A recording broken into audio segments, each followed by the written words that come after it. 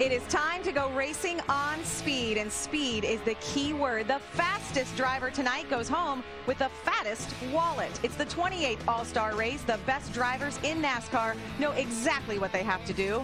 As the Oakland Raiders' late owner Al Davis famously put it, just win, baby.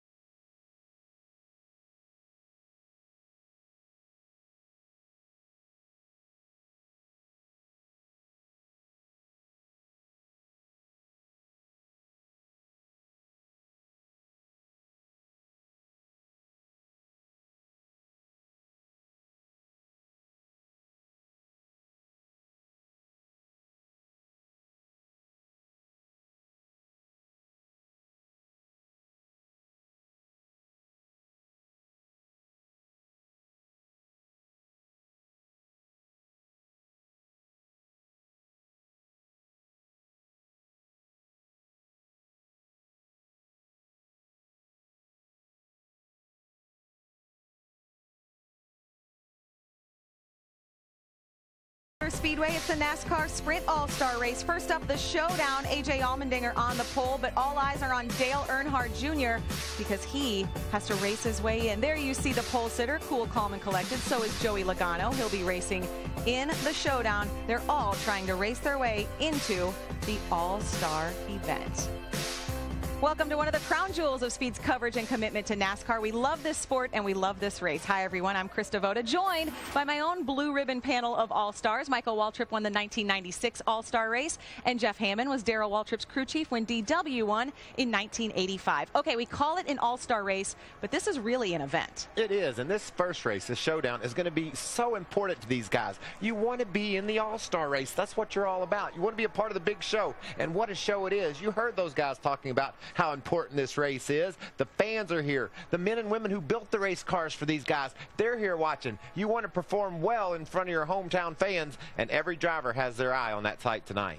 And Michael, you're exactly right about that. When you talk about the driver, he's got one opportunity, Krista, to be able to get in here and win this race and join that elite all-star team. I mean, Michael, you've done it. You know, it's such a great honor to be able to pull this off. And tonight, $1 million, that may not be that important, but being in that club is, Krista. It's an elite club. It's a fraternity. We believe this race matters, and we're not alone. Well, the biggest thing about the All-Star race is no points. It changes the dynamic. Only finished one of these things in one piece, and that was second last year. So People's feelings get hurt. You do everything you can to try to get to victory lane, and it's all about winning. You don't have to save your equipment. It's 100% go. Driver ethics, that line becomes gray where it was black and white. it's all money on the line, no points or nothing. So it's checkers or records, essentially. Sometimes that requires ruffling a few feathers. Earnhardt Jr. said that it's kind of a bye week on emotions, and I don't disagree with that. Other sports call theirs an all-star break. There is no break tonight. No, it's not. And I think pretty much these guys are summing it up. This is a race that's worth fighting for. And no matter what happens, brother versus brother or teammate versus teammate, it's all about trying to win. And because of this format tonight, though, you're going to have some strategy to go along with that aggressive driving. We heard Denny Hamlin say feelings are going to get hurt. Kyle Busch saying checkers or wreckers. I mean, these guys are serious about tonight's race. How many times do you start a NASCAR race where you're like, I don't care about points. Let's just go race each other. And that's what tonight's all about. And it's refreshing.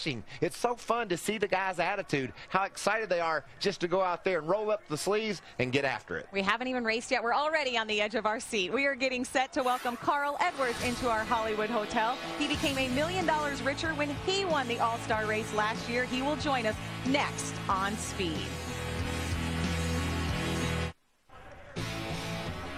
It's a last chance race with just 3 spots left. One of those is the fan vote. Martin Truex, who is in the showdown, sending a message to his fans, thanking them for their votes. He is hoping, though, to race his way in and make the All-Star event. Carl Edwards won the All-Star race last year. He says even now, a year later, the fact that he won this race is still sinking in. It's one of the many highlights in a career that makes him and his fans flip out.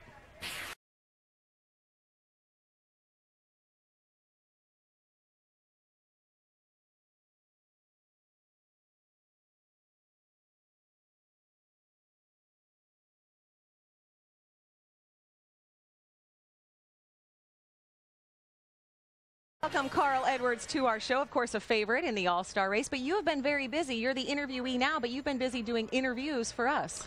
Yeah, and that was good luck last year, so I thought that you guys asked me to do it, and I said, yeah, I'll do that again, no problem.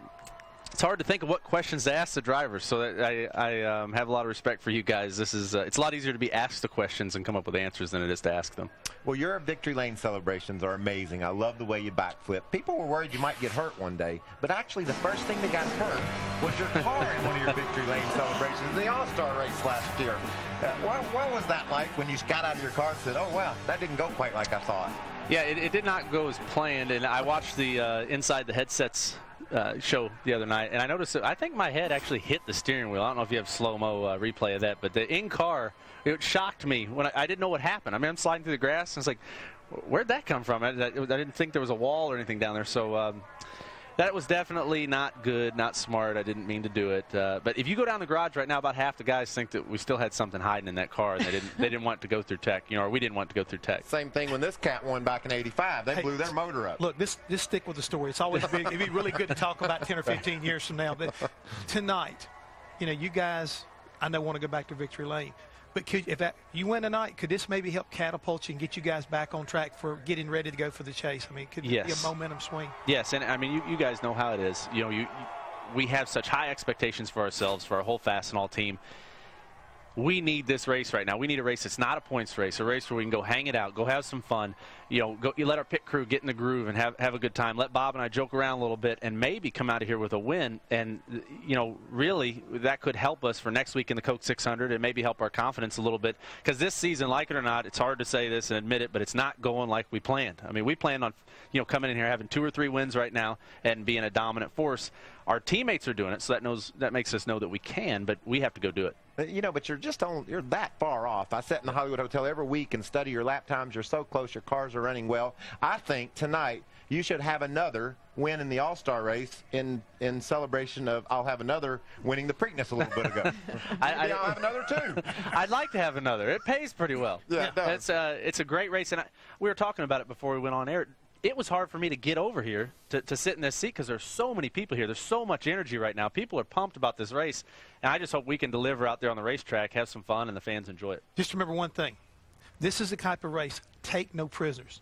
That's what I told Darrell Waltrip. Take no prisoners, big guy. Go get you some. That's what you got to do. That's what we're going to do. I think everybody has that plan, though. That's so exactly it's right. Be pretty wild. Run over them.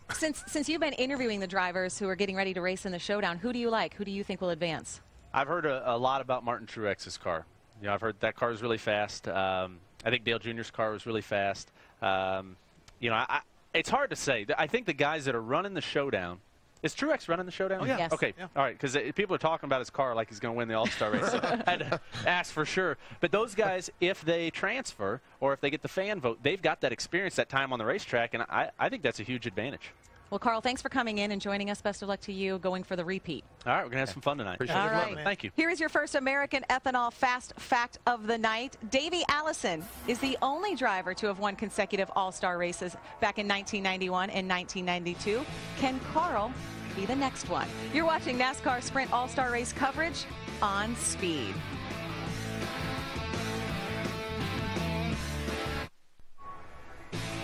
Some drivers, like Clint Boyer, are watching and waiting for their turn in the All-Star race. But for other drivers, their turn is now. Only 3 drivers will advance into the All-Star race from the Sprint Showdown. So who will be joining Clint Boyer? Well, here's how they have to do it. It's 2 segments, 20 laps each. The top 2 finishers and the fan vote winner advance to the All-Star race. Back here in the Hollywood Hotel with Michael Waltrip and Jeff Hammond.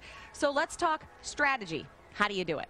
I think you stay out. I think you run to lap 20, you got a fast car, you just keep her on the track and hope it stays up under you. But, Jeff, what happens if you do stay out? 2 or 3 of you stay out. Those other guys all come to pit road. They're going to have fresh tires. Is that going to be enough to win the race? You know, that's what we're going to be kind of watching, Michael. I think it's going to be real, real close. And who winds up being in that position, I'm not very envious for. That's where these crew chiefs are really going to be struggling in this first race, you know, Krista, to try to figure out exactly where do we need to be. If I'm the leader, I definitely am staying out. If I'm 3rd or 4th, I might be thinking about getting some tires, because if I can't beat the guy leading, I might as well roll the dice. Okay, so we had Carl's prediction. Who do you like? Who do you think makes their way in? I think the hometown event, with all the support that Dale Earnhardt Jr. has, will bump his game up. He's got a fast car. I like Dale Jr. You're shaking your head. Well, I think Junior's got a good race car, but I hate to tell you this. You should be watching your own car out there. That 56 of Martin Truex Jr., I think he's got probably the best car in this early, showdown race, and I think that he's going to be able to make it easy getting in there. As long as nobody doesn't kind of mess up his thought process, I look for the 56 to transfer with these. He's already won 2 of these things in the past. Yes, he has, and we saw Clint Boyer out there watching things. A lot of drivers watching to see what happens so they can apply it to the All-Star race. Who do you like overall? Who's going to be holding up that $1 million check when this is all said and done? Well, your pole sitter is going to be tough to beat, and also Greg Biffle. You got to look at guys like that. Tony Stewart's passion, his heart. Matt Kenseth has been fast everywhere he's gone this year, but if I had to pick one favorite, it would be Kyle Busch. This race suits him. He's starting up front. He sort of controls the race right now. He wins this first segment. He knows he's going to line up first for that final pit stop, but it's going to be a fun race, Krista. I can't wait to watch these guys run 4 heat races and a feature. And by the way, the feature is shorter than the heat races. Well, the thing is, I think you bring up some interesting points right there. When you think about Kyle Busch and the opportunity he's got, he has never won this race, so definitely he is probably the hungriest of we were talking about lines early on. He is probably the hungriest of the lines out there right now, but so far he's been able to manage to beat himself in every previous All-Star event. So what's going to happen tonight? If they put the pressure on him, will he fold? That's going to be the question. Okay, well, you told Carl, take no prisoners. No prisoners. The Lions are hungry. Pride is on the line. There's a lot going on, and we have, several 100,000 fans watching it all unfold. This is going to be amazing. A.J. Allmendinger on the pole for the upcoming showdown race. Dale Earnhardt Jr. starts from row 2. He won the All-Star race back in 2000. Can he do it again?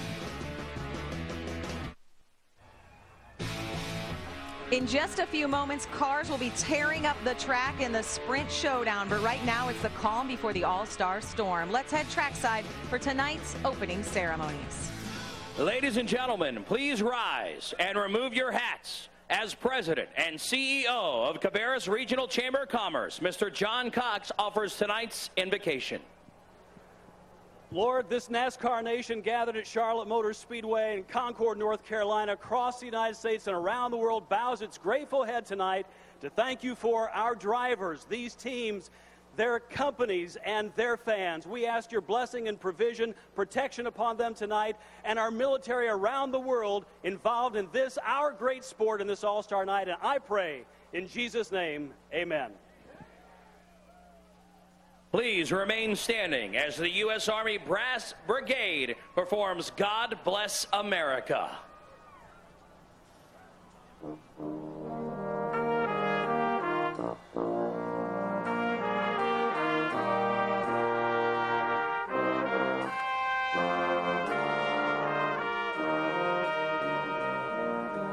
God bless America, land that I love. Stand beside her and guide her through the night with the light from above. From the mountains to the prairies, to the oceans wide with foam. God bless America, my home, sweet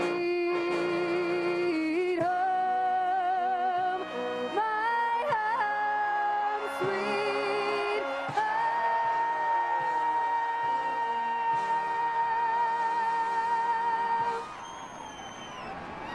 Let's hear it for the U.S. Army Brass Brigade for their performance of God Bless America. Like racing, like money, then like the NASCAR on Speed Facebook page for your chance to win $10,000 tonight on Speed. Click the like button on our NASCAR on Speed Facebook page and follow the steps to enter to win 10 grand. Stay tuned because later in the broadcast we will show you special bonus codes. It's a sweepstakes for the drivers too. Only 3 make it into the $1 million race. Who will it be? The answers come next.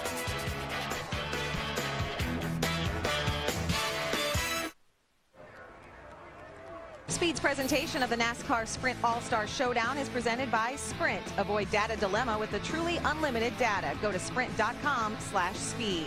Brought to you in part by Sunoco, the official fuel of NASCAR. Follow Sunoco Racing on Facebook. And by Turtle Wax Ice. Keep your car cleaner longer with new Turtle Wax Ice, the smarter way to shine. It's a night unlike any other all season. Dale Earnhardt Jr. is only moments away from racing in the Sprint Showdown. The feel of short track racing at a big old 1.5 mile track. I can only think of one word: urgency. Well, when you talk about that, this, for example, when you look at Dale Earnhardt Jr., it's time for him to not overthink this race, but just get up on the wheel and race his tail off. And if I'm in that second race, that All-Star race already, I'm going to be going to school and taking notes. I want to be standing around taking all this in. Man, this is an event. This is a huge night. The crowd that's gathered for this race, the energy that's here. Blake Shelton had a concert. Several of the drivers were there, and they were having a good time. But every time I would talk to them and say, what's going on in your head? What do you think about your car tonight? My car's right. We're going to have a big night. Carl was the same way. He was the same Carl on TV just now. Nice, happy, really relaxed. He got ready to get up and leave. He said, boys, it's going to be on. And I just think that's so fun that we're going to be able to sit here and watch all that. Yeah, you mentioned the event. I mean, yes, it's a race, but it's sort of part concert, carnival, everything going on out there because we don't have anything else like this all year long. No, but the main thing right now, you walk up and down that pit road, and I promise you, every one of those drivers have got like laser beams coming out of their eyeballs because they know what's in store for them. And if they want to get in this big race, they got to do something in this preliminary race, this shootout race. They got to make it happen now. And the crew chiefs are saying, okay, I'm going to leave you out there on old tires. Good luck, buddy.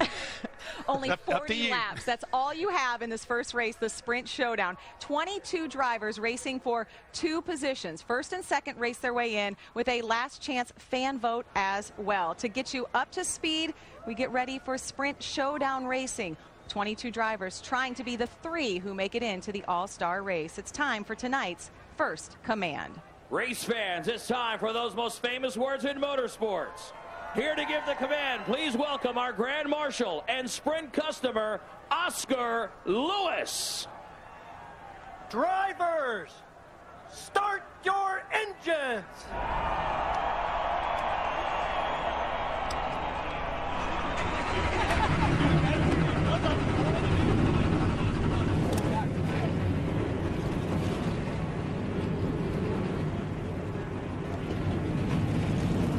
Tensions are peaked as drivers get ready to race their way or attempt to race their way into the Sprint All-Star event. And it's time to bring in our All-Stars who will call tonight's races. Darrell Waltrip, Larry McReynolds, and Mike Joy. Mike, we are excited down here. We can feel the intensity. Well, absolutely, Krista, especially in this first race where it's finish first or second or finish on the trailer and head home. All night you're going to hear exciting things like 3 wide and 4 wide and new leader and maybe learn some new terms as well. Yeah, tonight there are no limits. Tonight you're going to call your best friend a jerk. Tonight is going to be chaotic. It's going to be insane. This is a no bars hold fight. This is a fight tonight, and it's a fight for $1 million. And trust me, everybody might be nice to each other right now, but when that green flag comes out, it is on. And with the rule changes for the Sprint All-Star race, traditionally this has been a go for broke, bring back the trophy or the steering wheel, nothing else matters. But Larry, tonight, strategy really comes into play. Yeah, every race in the Sprint Cup Series, we never know when they drop the green flag, if and when we're going to get a caution flag. But this is a special event tonight. And in both races, we know when we're going to have cautions. If you look at the Sprint All-Star race, the main event, we know we're going to get a caution every 20 laps, including right before that 10-lap dash at the end. And because of that, these drivers and their teams, they have a strategy. And those strategies are going to be all over the place. But on any good sports team, you better be ready to adjust that strategy. It's Stock Car Racing's All-Star Night, and we are proud to bring it to you right here on Speed.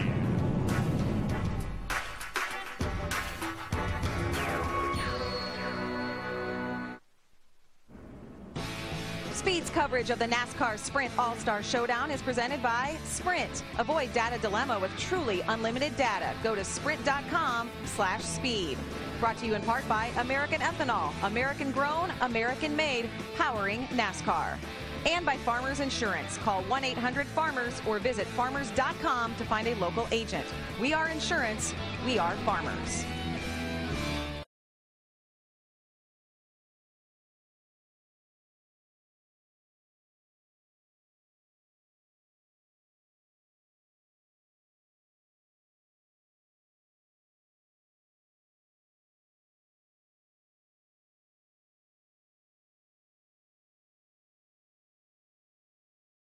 Racing's All-Star Night has cars on track for tonight's first event, the Sprint Showdown, and here's how they will line up. A.J. Allmendinger has his first Showdown pole. He won this race in 08. Martin Truex Jr. is a two-time winner of the Showdown. He has 4 All-Star starts. Dale Earnhardt Jr. and Jeff Burton in row number 2. It's a 22-car field, and as we have a look at the starting lineup, let's go down to pit road. Matt Yoakum. Mike, A.J. Allmendinger's trying to join Ryan Newman and Michael Waltrip, guys that won the All-Star race before they won their first points-paying event, so he's got some work to do. Impressive car in qualifying on the pole. Very cautiously optimistic, though, about his car in race trim. Keep an eye on the double deuce, Steve Burns.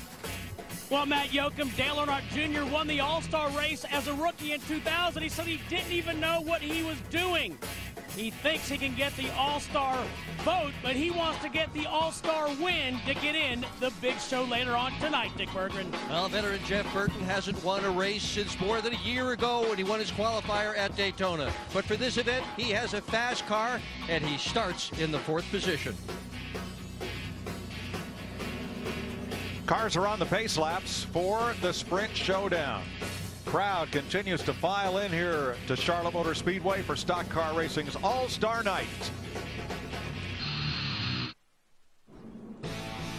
Pace laps for the Sprint Showdown. 3 drivers to transfer into tonight's Sprint All-Star race. Here's your Sunoco track description of the 1.5-mile Charlotte Motor Speedway, where they've been racing since 1960 with a 24-degree banking in the corners, 5 degrees on the straightaway, and that long looping quad oval front stretch, almost 500 feet longer than the back. You know, Mike, what I like about this race, there are 3 winners already in this race. We just don't know who they are yet. First 2 to transfer and the fan vote. So here's the Good Sam Showdown format. 20 laps in segment 1, typical racing where caution laps do count. Then there'll be a competition yellow at 20 laps.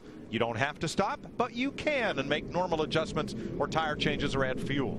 The second half is only green flag laps count. That's also 20 laps.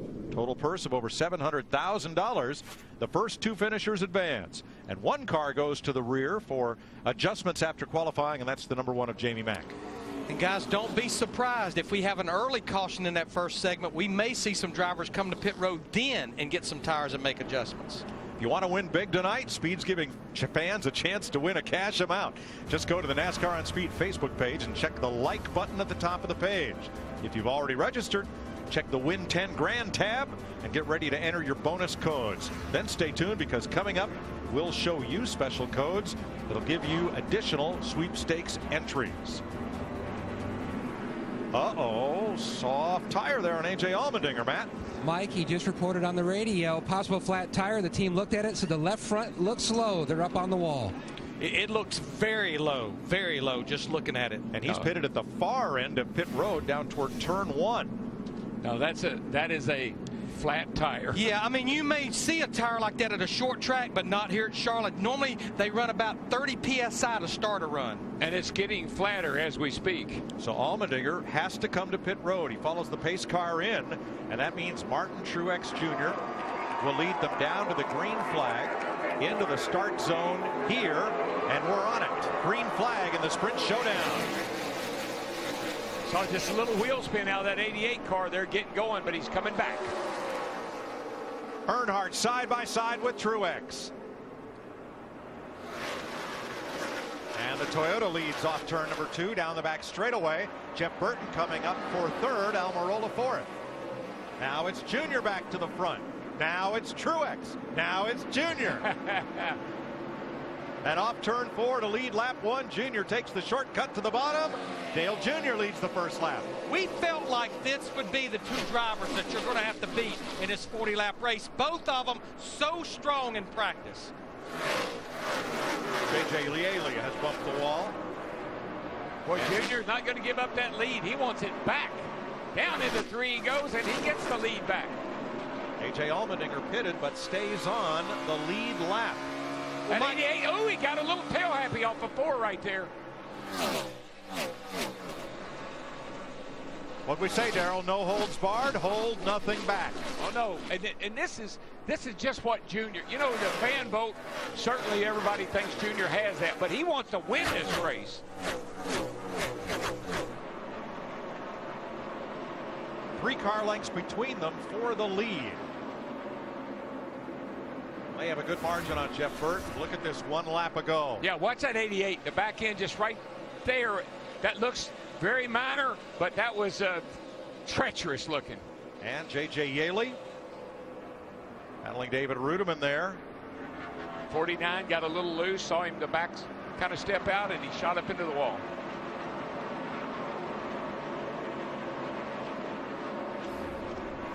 Jamie McMurray started out back, but he's on the move. He is battling Joey Logano for 8th place. And remember, we talked about it before the green flag. He started at the tail end of the field because of unapproved adjustments on his 1 car. Whoa, Joey whoa, Logano, hold on to her, Joey. He's got it. Saved it. He saved it. Easy, got another one coming inside here. Another one coming inside. That thing just went over the hump down into 1 and it almost came around with him. Yeah, he was all the way against the outside wall before turning it down into the corner. Let's have another look. Watch this, Larry. He's going to come through the tri-oval here, right out next to the wall. You get real close to that wall. You're not supposed to hit it.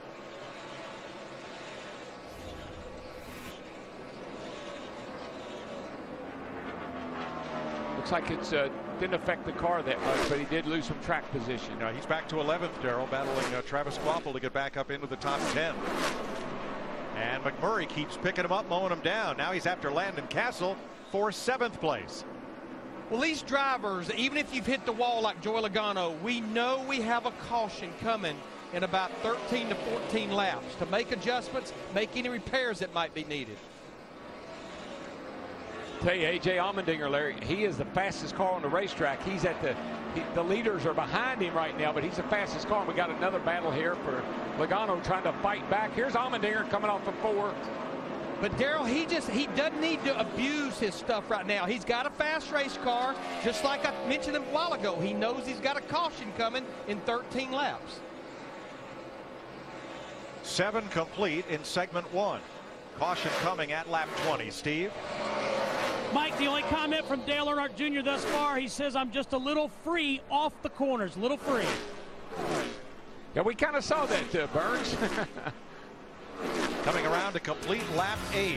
Dale Earnhardt Jr. out front of Martin Truex by 1 second as Rick Hendrick looks on.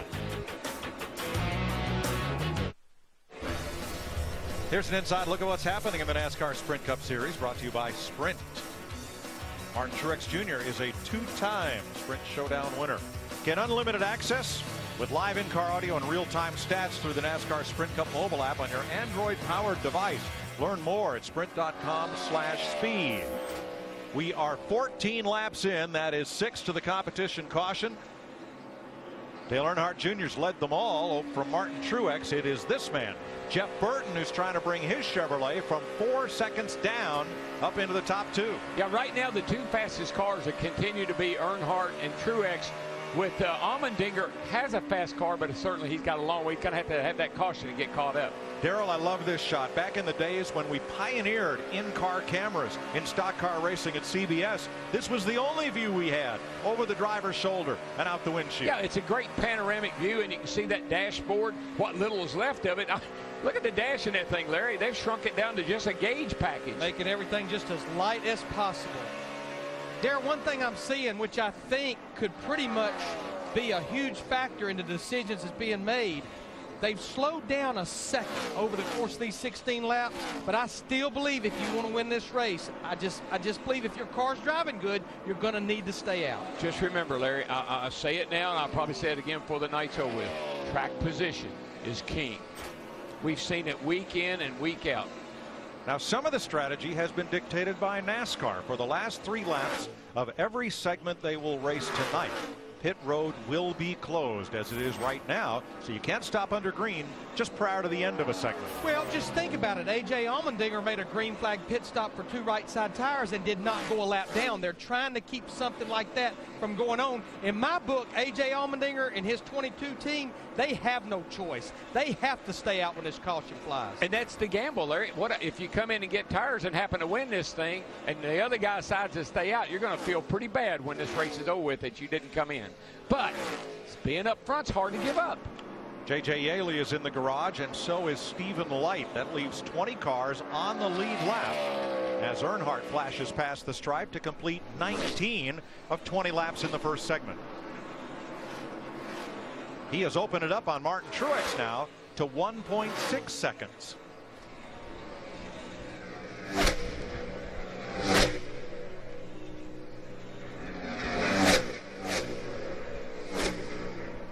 That'll make the fur stand up on Digger's back.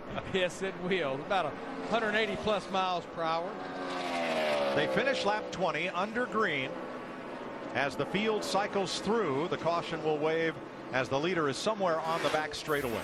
And the pace car will pick them up. And then, Larry, the question begins of strategy, and we will answer that in just a bit. Dale Earnhardt Jr. has led all the first 20 laps of segment 1 of the Sprint Showdown.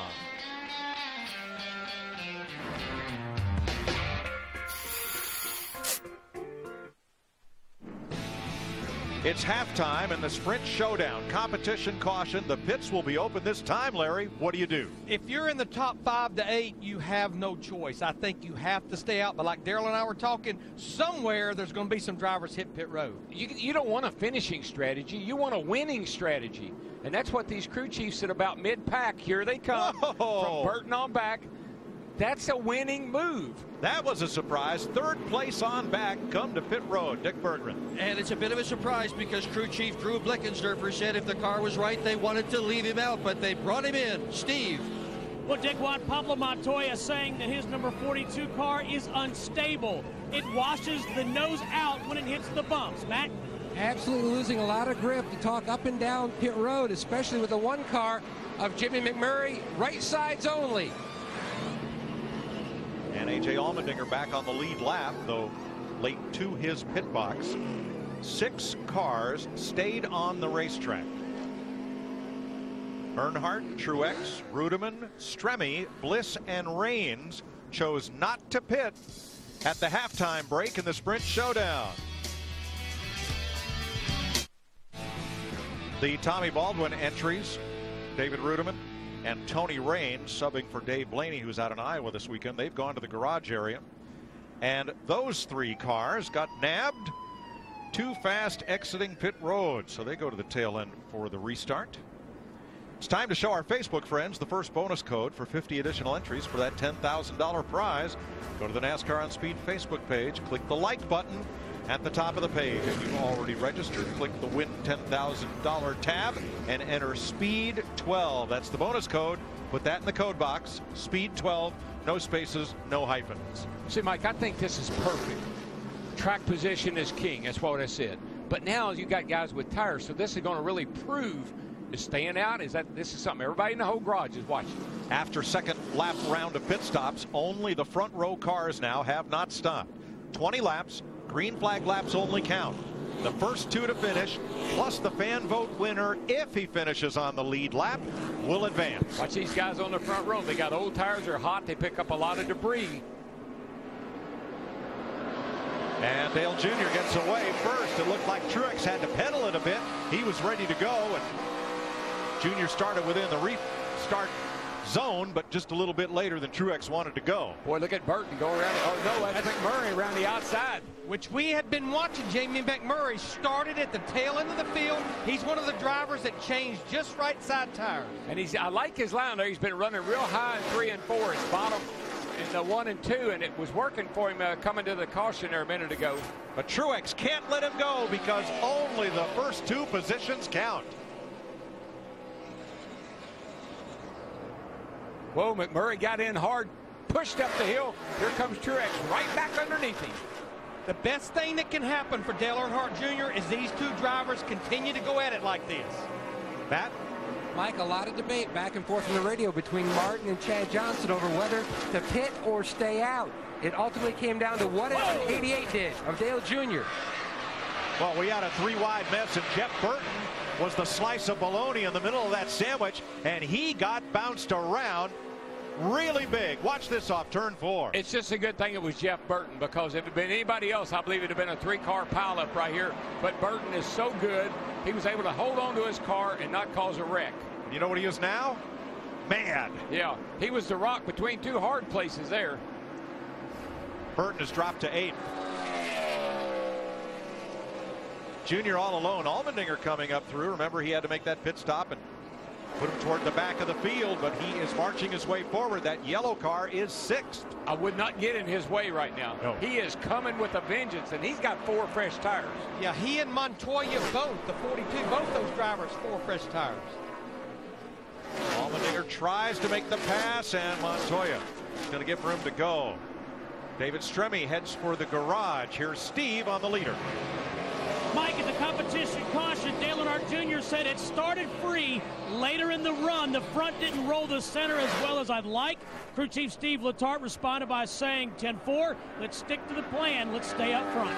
Thanks, Steve. We're also told Jeff Burton gave up 3rd place to pit on that caution because his car had gone to the tight side and didn't figure he could finish in the top 2 without a change. Well, right now you see Steve Letarte, the crew chief for Dale Earnhardt Jr. Darrell and I have been watching the scoring monitor, and he continues to beat McMurray in the 1 by about a 10th.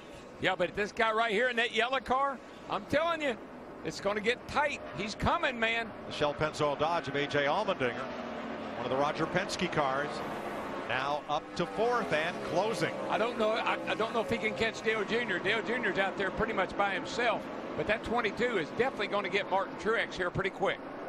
The Dale Jr. Foundation Chevrolet, with support from the National Guard and Mountain Dew.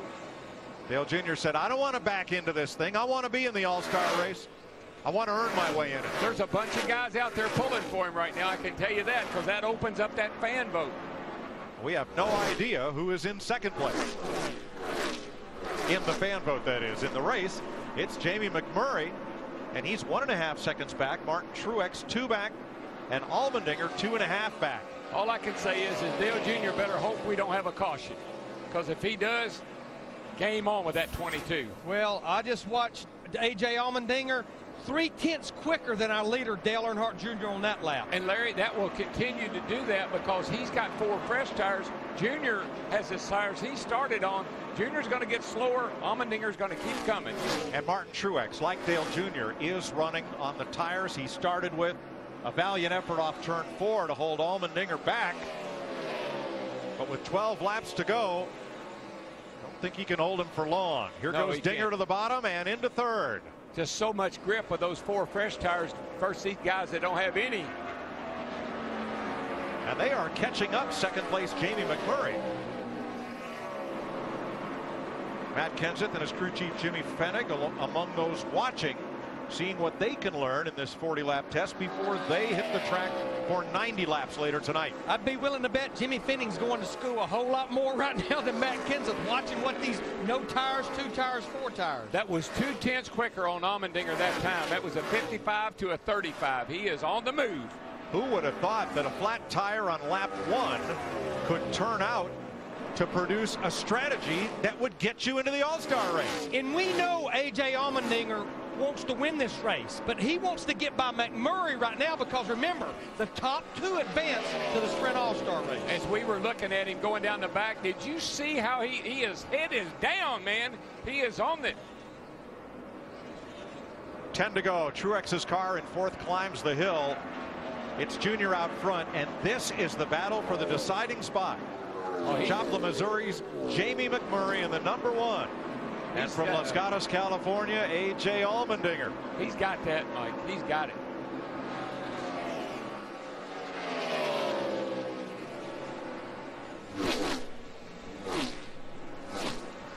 9 to go. Actually, they're both that time by McMurray and Allmendinger were closing on Junior a couple of tenths.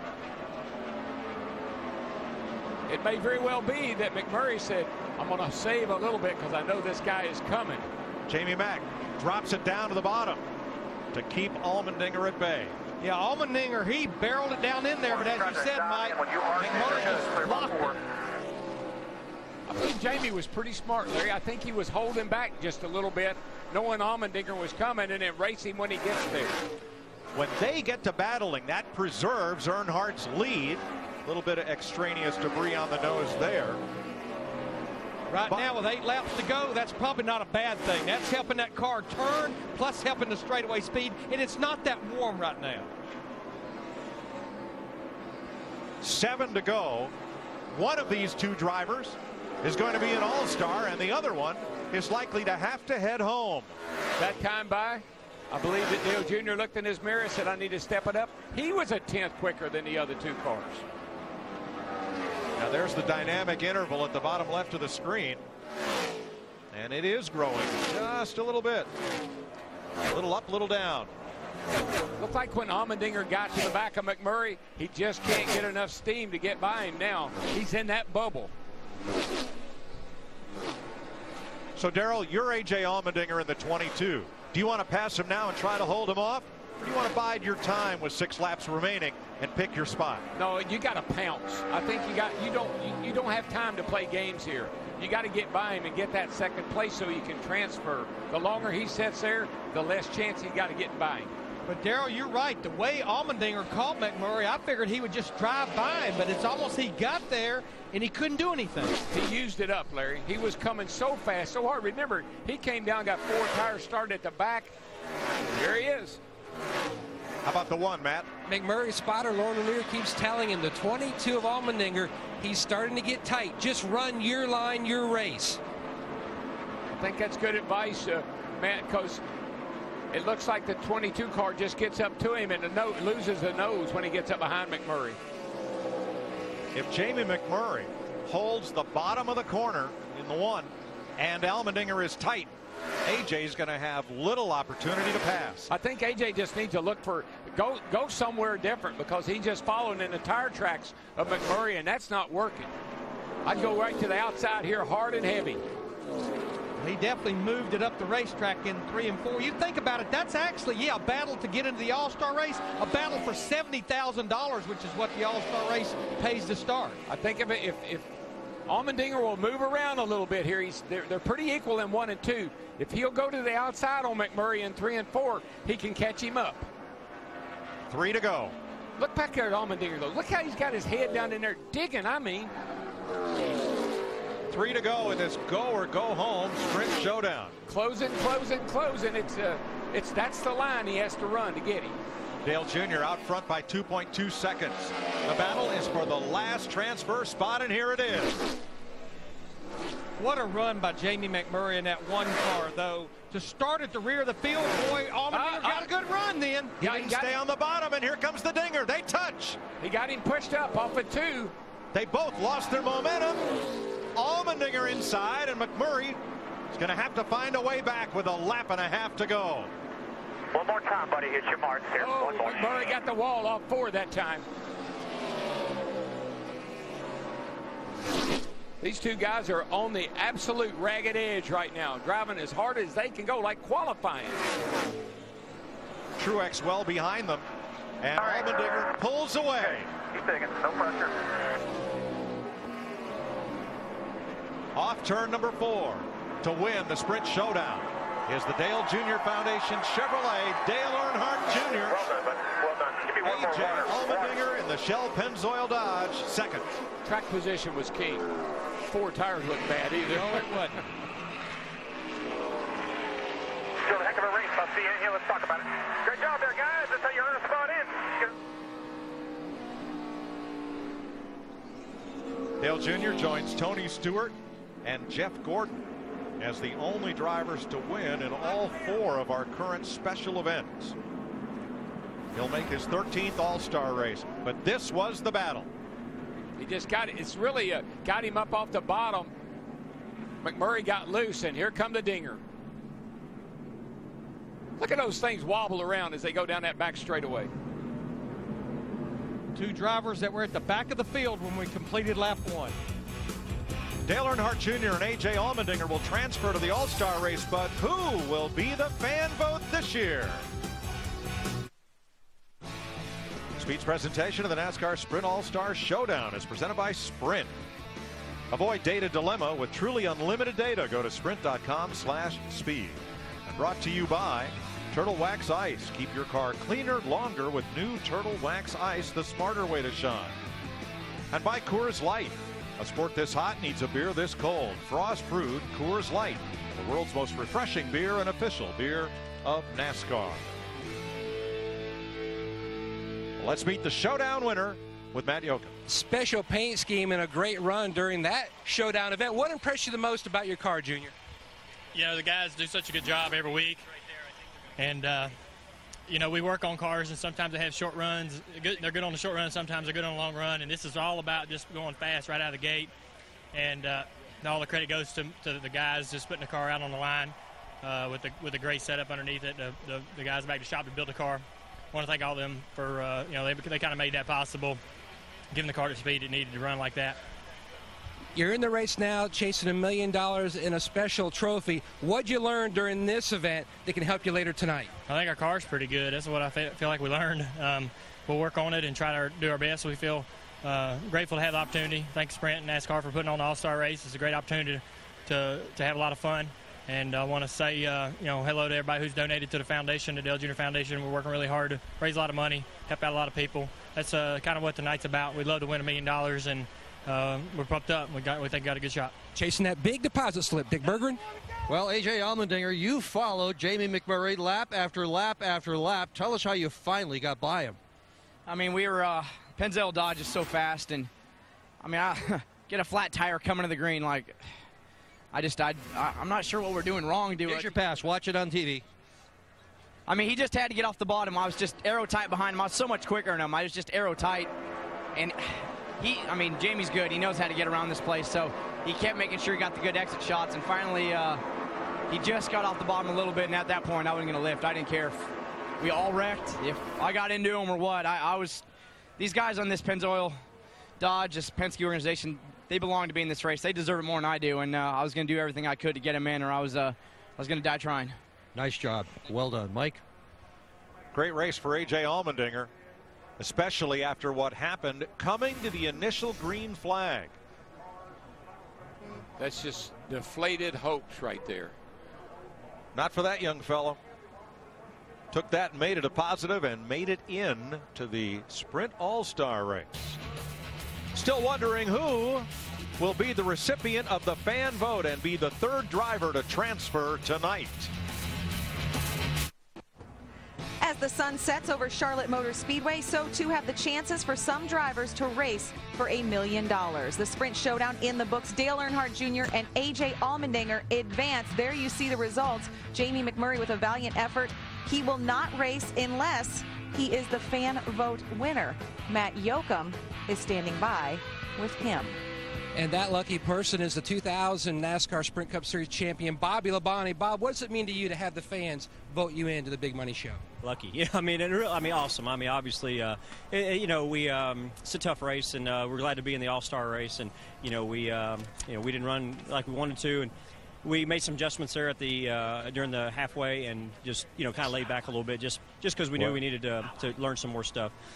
2 weeks ago, we weren't even coming here because we really can't do it as a single car team like we need to. Our budget's not really there yet, but, you know, thanks to Kingsford and everybody on our race car to step up and do what we can do. So Taz's in the big race, and you know, we got our work cut out for us. I hope they let us change a lot of stuff because we need to change a lot of stuff. We'll see what happens. Krista, it's like poker, the old saying, as long as you have a chip on the table, you're still in the game. Keep an eye on the 47 going for the big money. What a turn of events we've already seen play out. Dale Jr. wins. A.J. Allmendinger fights his way back. Bobby Labonte is the fan vote winner. We've only had 40 laps, and we've seen all that. It's kind of going crazy right off the get-go, man. I mean, Michael, you and I both were arguing about, well, your guy got in and I didn't and everything. And that's what we're going to see the rest of the night. It's going to be pretty much confusing. You know, we told the fans before the race, track position is key. A.J. Allmendinger gave up all his track position before the green flag fell. He came to pit road, had a flat tire, was almost a lap down, came back to pit road and got 4 tires during the halfway break and raced his way dramatically into the All-Star race. What a great job by this team and this driver. Here's what you're talking about. This was before the race even went green. A.J. Allmendinger having to come down to fix that flat tire. So you think his chances are out, right? Pretty much you thought his night was done right there, but you see the 88 right there. He had an opportunity to slide up there in that position. He took full advantage of it and was able to take, you know, the lead and go on out there. But look at Joey Logano, hard racing right there, got together, hit that outside safer barrier, kind of took a little edge off his night. This is the key to the race right here. The 2 leaders stay out on the racetrack, and everybody behind them that's a contender pits. Side-by-side racing, 3 wide. Jeff Burton gets in a bind there, but out front, here comes the guys that pitted.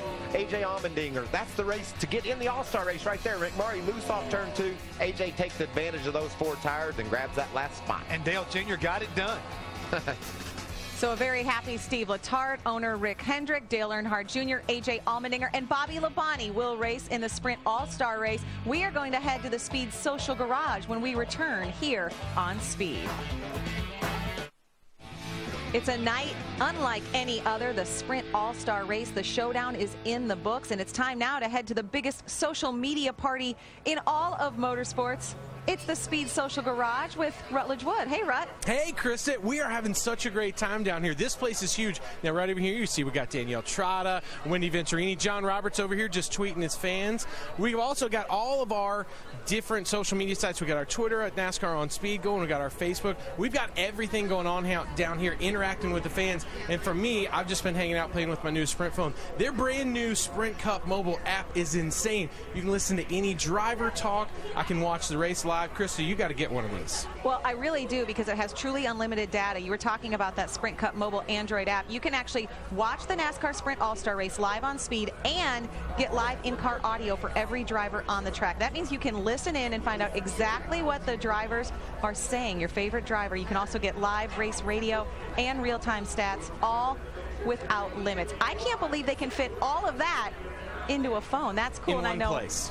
We're going to be checking in with you a few more times here throughout the Sprint All-Star Race coverage. It looks like a lot of fun down there. It's like a lounge. I wanted to tweet me. Yeah, I've got mine. All right, I'm going to go to the Social Garage. How do you like that? Okay. Well, we're social here, but we have a lot coming up. I mean, we just had 40 laps in the Sprint Showdown. As we said, we saw a little bit of everything, and now we have to get ready for the big race, the $1 million race, the Sprint All-Star Race. Well, I think a lot of the crew chiefs and the drivers assumed that track position was king. Okay, now we know that's not the case. You can pit and make up a lot of ground. We saw A.J. Allmendinger do that. We saw Jamie McMurray have an opportunity to race his way in by going to pit road. So the playbook that they had opened up, they might close that baby and get another one out. What was I telling you, Michael? When I was saying all along, as far as the crew chief's concerned, I wanted to have an opportunity to not only get in this race by racing my way in, but I wanted to go to school and see what was going on, because the main thing is you needed to understand when you got down to these final segments, what do you want to do? Where do you want to be? On the racetrack or on pit road? And right now,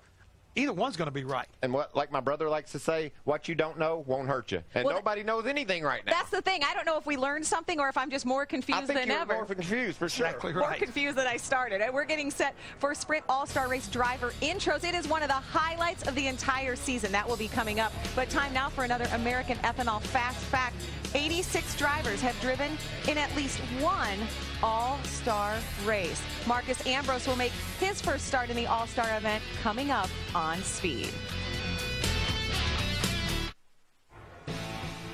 Tonight, get a special preview of the new Speed Series Hard Parts South Bronx. See Joe and his Tough as Nails team hunt down impossible-to-find auto parts in a cutthroat business where street rules are the only rules. Catch a special preview of Hard Parts South Bronx tonight, immediately following the All-Star race, only on Speed. And there's a lot of activity backstage. Dick Berggren is standing by with a driver who will have to earn a win if he gets it tonight. Indeed he will. Casey Kane with a hard hit yesterday in qualifying. We know you banged your elbow. You going to be okay for tonight? Yeah, I'm fine. The guys have worked really hard to get our Farmers Insurance Chevy, prepared, and just like yesterday's car. Yesterday's car was really fast in practice, and hopefully we'll be able to pass some cars tonight. That's what it's all about. The showdown was really good. Junior looked solid, and there's some good racing back behind him. So I think we're going to have a good car. It should be a lot of fun. Casey starts 20th tonight. He has won from as far back as 24th. Thanks, Dick. Yes, Casey Kane has won the All-Star event, winning from the fan vote in 2008. You see the crowd gathering. That little guy's excited for driver intros. It's about to get loud. It's about to get wild. The Sprint All-Star Race coverage on Speed returns next. The field has been set for the $1 million Sprint All-Star Race. Time now for the coolest driver introductions of the year. Steve Burns, take it away. Thank you very much, Krista. Good evening, race fans. I'm Steve Burns. Welcome to the Charlotte Motor Speedway for tonight's running of the NASCAR Sprint All-Star Race. Joining me on stage for driver introductions are Miss Sprint Cups, Jacqueline Roney, Kim Kuhn, and Kristen Beats. This is guaranteed to be one of the most thrilling nights in motorsports, and we're so glad that you could join us. For the first time ever, Sprint provided race fans the opportunity to create and upload video clips of themselves introducing their favorite drivers in the recent Sprint All-Star Announcers Contest. To our fans in the stands and millions watching at home, you're about to see the most creative, enthusiastic, and entertaining driver introductions ever done. Thanks to our series sponsor, Sprint, and let's meet the teams getting set to battle it out for the $1 million paycheck live on Speed.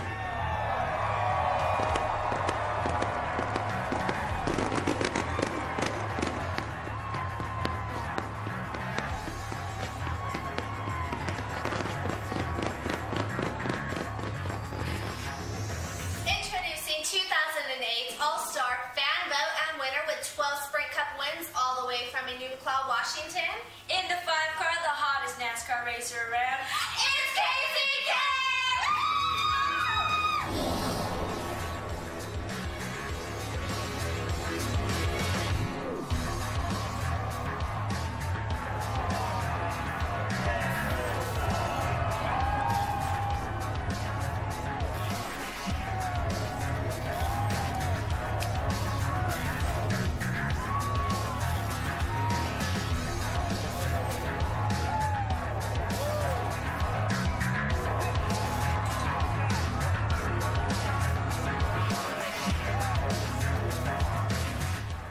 Race fans, he's already twittering about how he'll be the driver in victory lane tonight. So put your hands up for the Rochester Hills native. He drives the number 2 Miller Lite Blue Deuce, Brad Keselowski!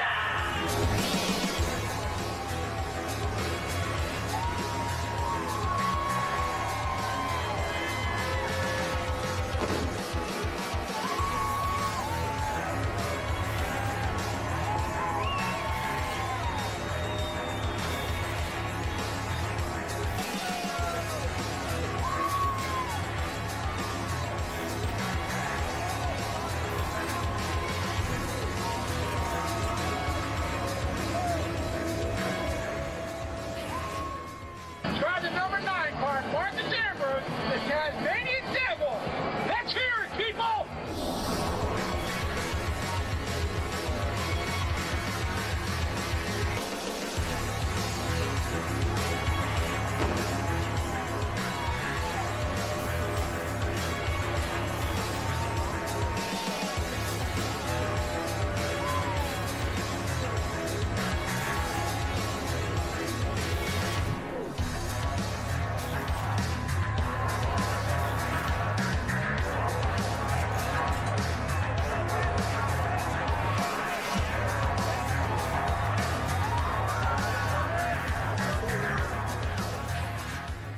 Winner of the 2004 first ever chase for the Nextel Cup, where history happens once. Driving the number 51 Chevrolet from Las Vegas, Nevada, give it up for Kurt Busch.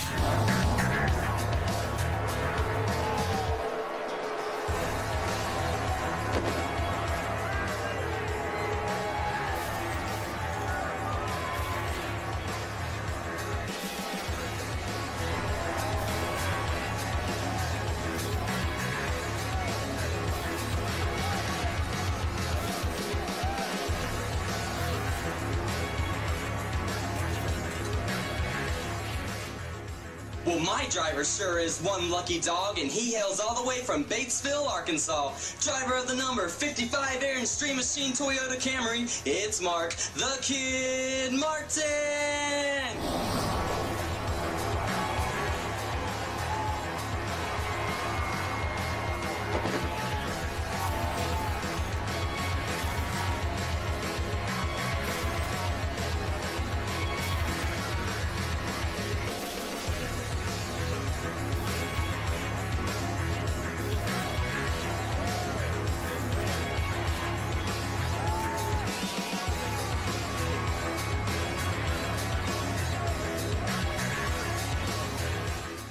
Ladies and gentlemen, from Cambridge, Wisconsin, the 2012 Daytona 500 champion, driver of the Best Buy Roush Fenway Racing Ford, and he's going to smoke these Goodyears to the ground when he wins tonight. My driver and yours, Matt Kenseth.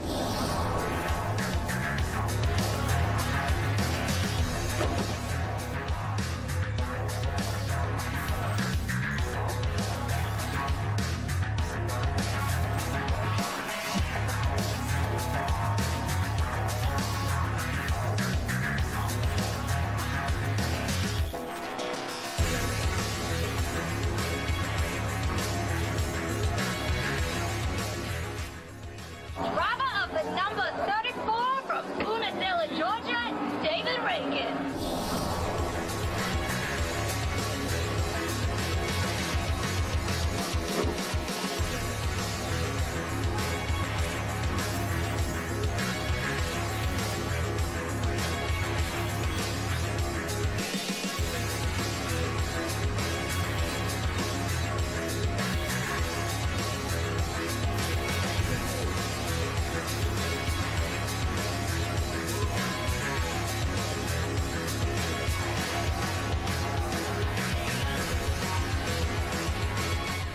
Now introducing last year's All-Star Race winner from Columbia, Missouri, number 99, Carl Edwards!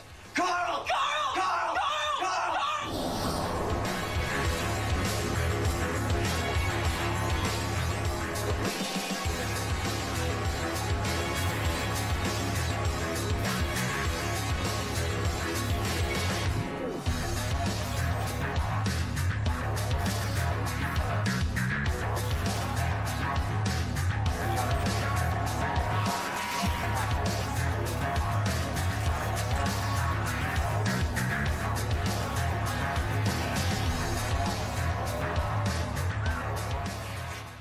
Driver from Emporia, Kansas, number 15, Clint Boyer. Woo!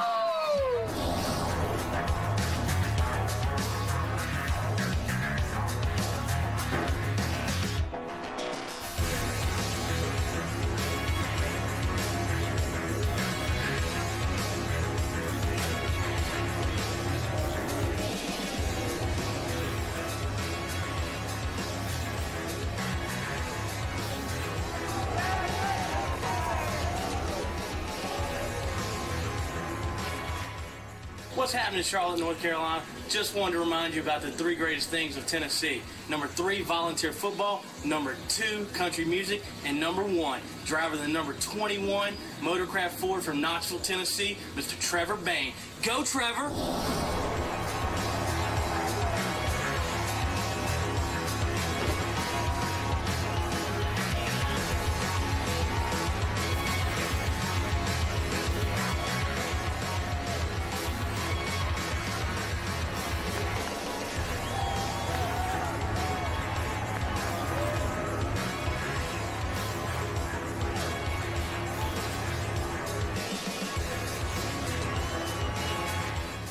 From Cato, New York, driver of the number 78 Chevrolet, your 2011 winner of the Southern 500, sleek and swift, it is Regan Smith.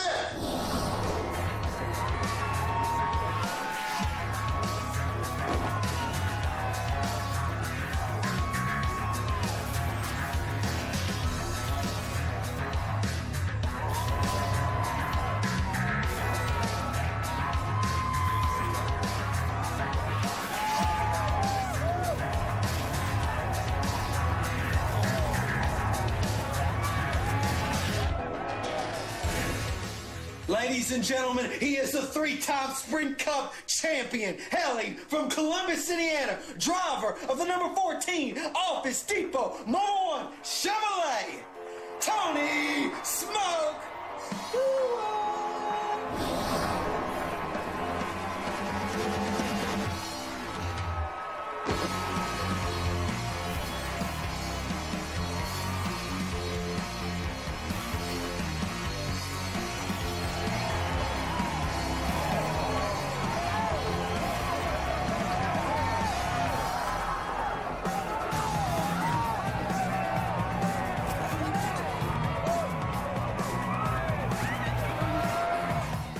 Now introducing from Vallejo, California, the number 24 car, the 4-time NASCAR Sprint Cup Series champion, the Don of the track, Jeff Gordon.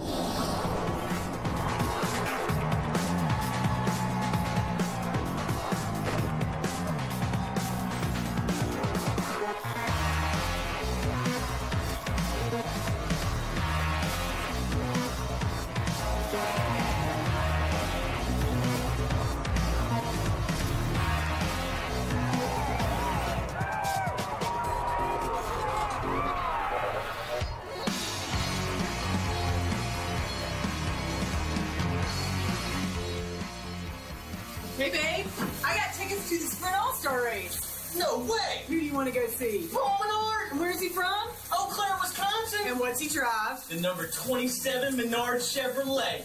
Do work, Paul. Represent Wisconsin.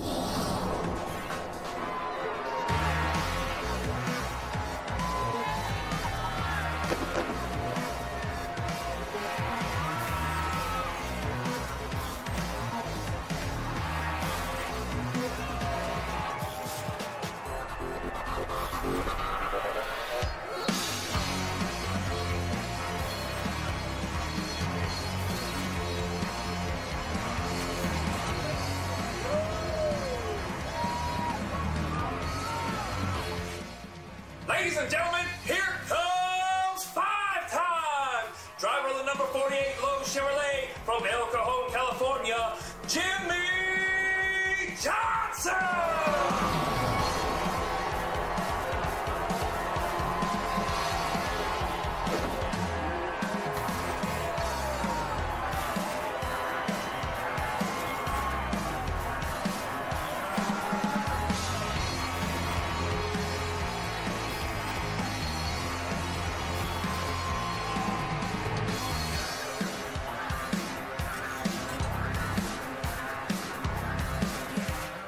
Do we have a driver in tonight's race? Yes, we do. Tell me something about him. He's gonna be a dad soon. Where's he from? Bakersfield, California. Who is it? Driver of the 29 car, Kevin Harvick.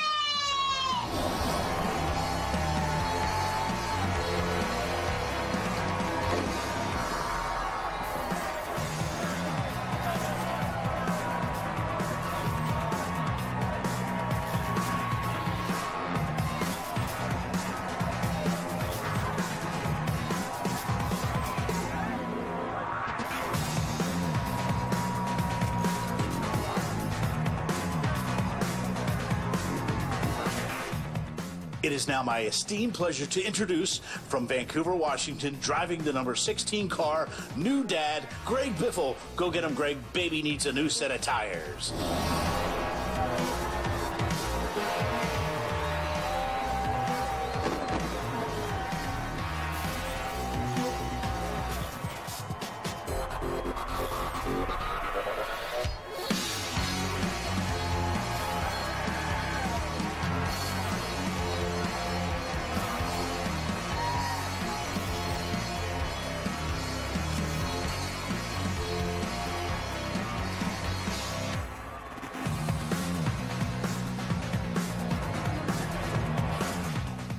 I'm proud to introduce the King of the Commonwealth from Chesterfield, Virginia, number 11, Denny Hamlin.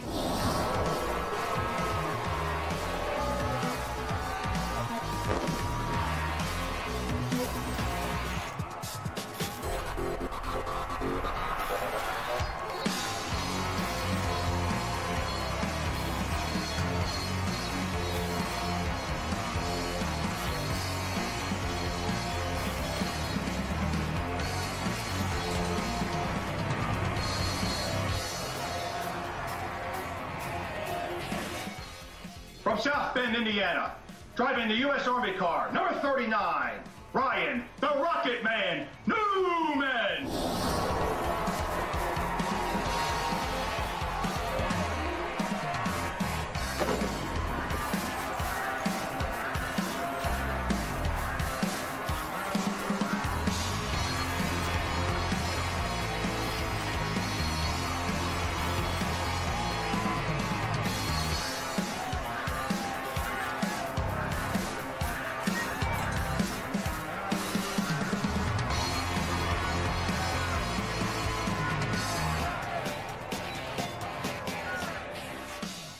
Now introducing the driver whose racing philosophy is win or go home, driving the number 18 Toyota Camry from Las Vegas, Nevada, the boy that loves the sweet cow, Rowdy Bush.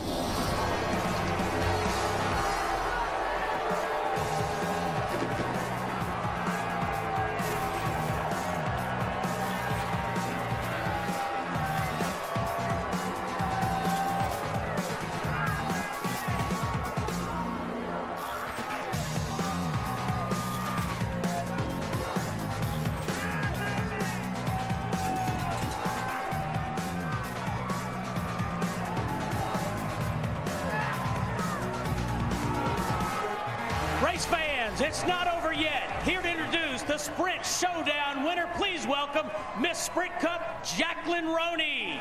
Our next driver is starting 21st, and he is the winner of tonight's Sprint Showdown from Kannapolis, North Carolina, the driver of the number 88 Chevrolet, Dale Earnhardt Jr.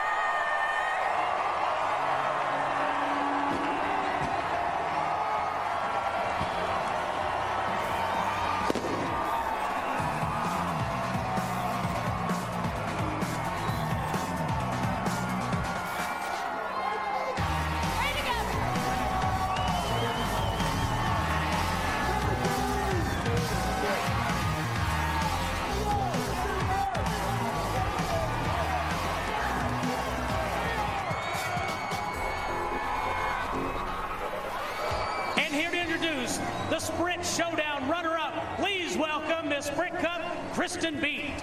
All right, race fans, our next driver lines up 22nd and is the runner-up of tonight's Sprint Showdown. Now, introducing the number 22 Dodge AJ Allmendinger.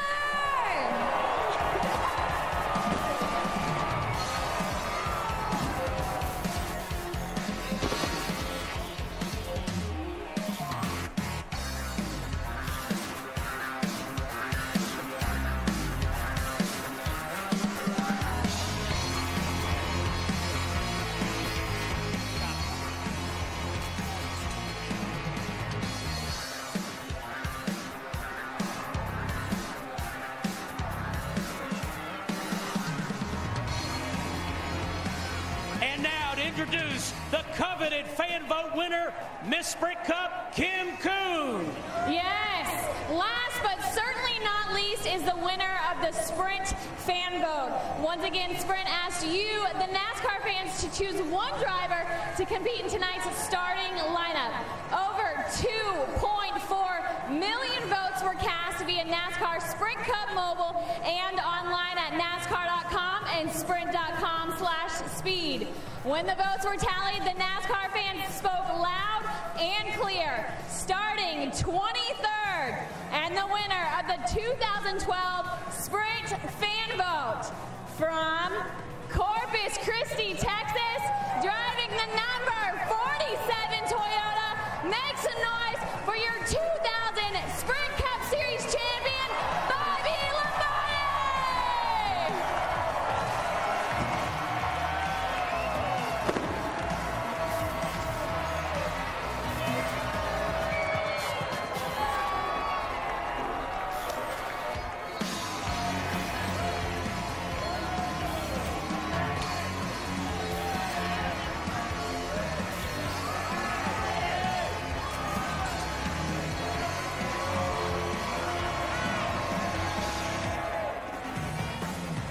And there they are, race fans, the starting lineup for tonight's NASCAR Sprint All-Star Race live right here on Speed from the Charlotte Motor Speedway.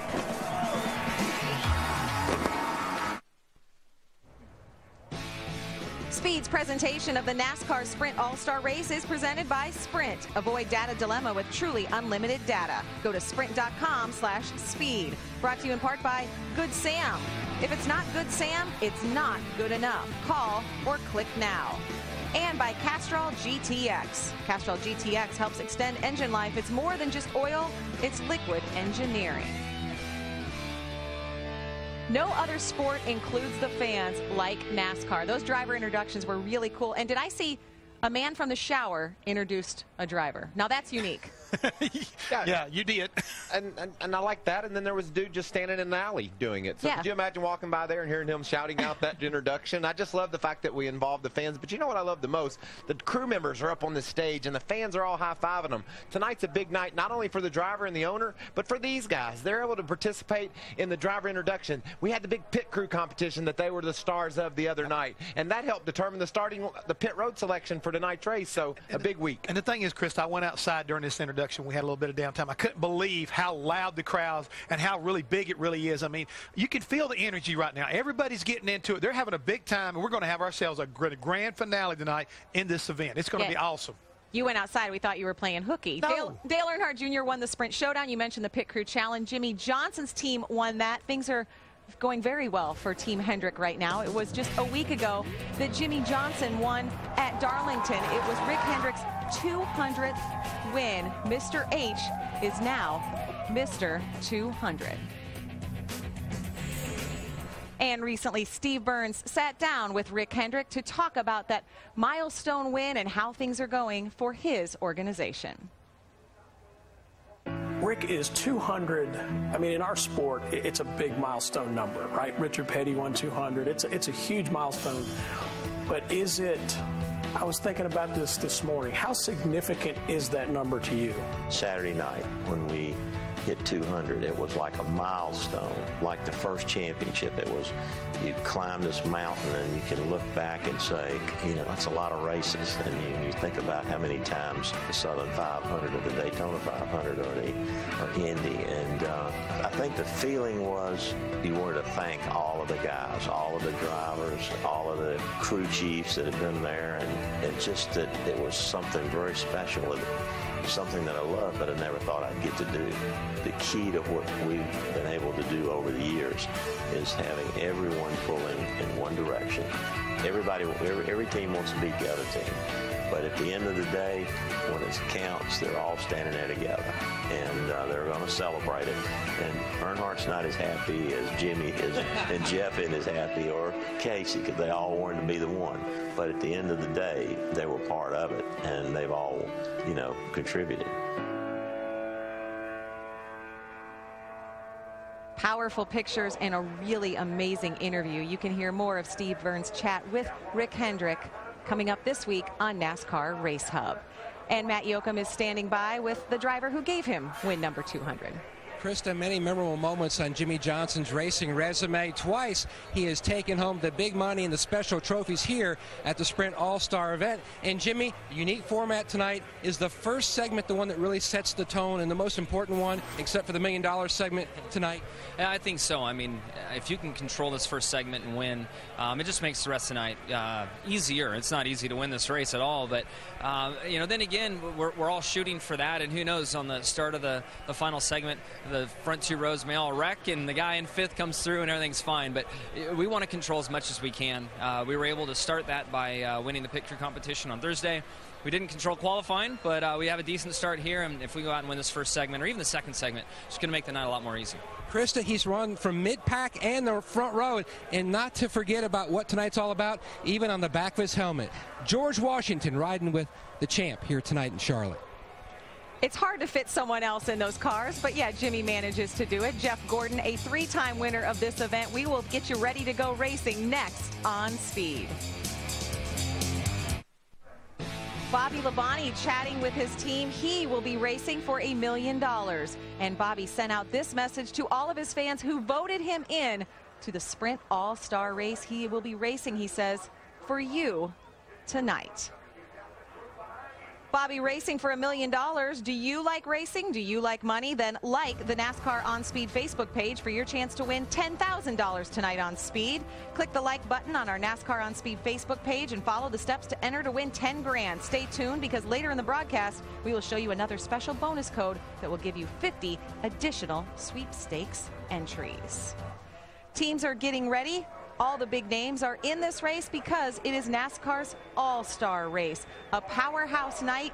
The energy is higher. The celebration is bigger. Trevor Bayne racing in his first all-star event. He was supposed to race last year but fell ill. He said he is not going to waste any time. He is ready to be a leader tonight. Winning has never been more important. It will all happen. Short track style racing at a big old 1.5 mile track. We return you trackside. Ladies and gentlemen, please rise and remove your hats as the 14th Weather Squadron, United States Air Force out of Asheville, North Carolina, present our nation's colors.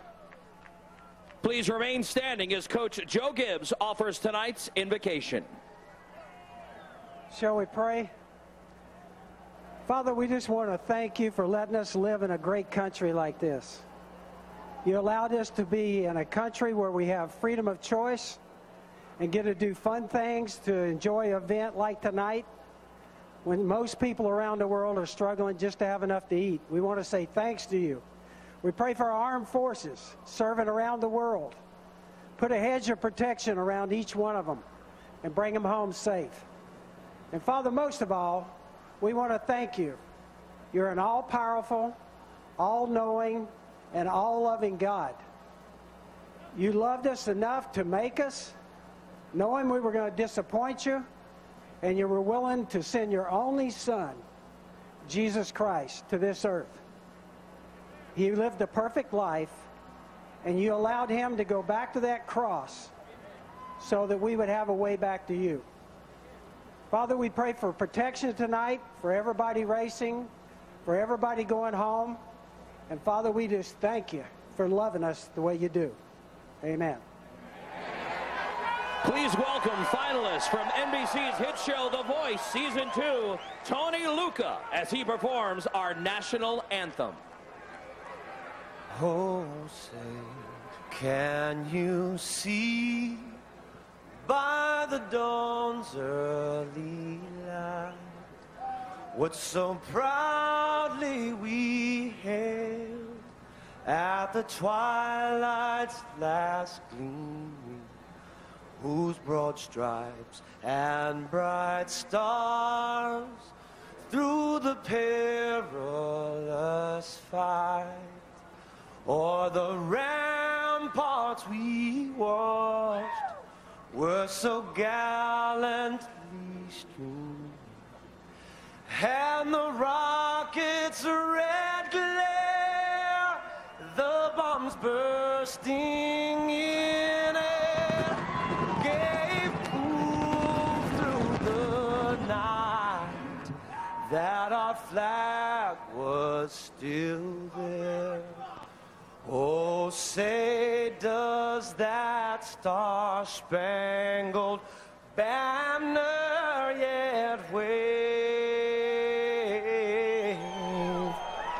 o'er the land of the free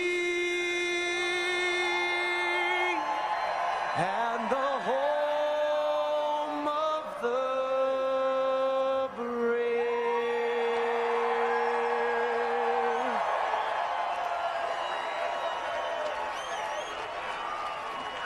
Drivers getting ready. Electric, the best way to describe the atmosphere. Under the lights, everything is heightened. Bragging rights, glory, $1 million. You win tonight, you get all three. We will go all-star racing from the Charlotte Motor Speedway next on Speed.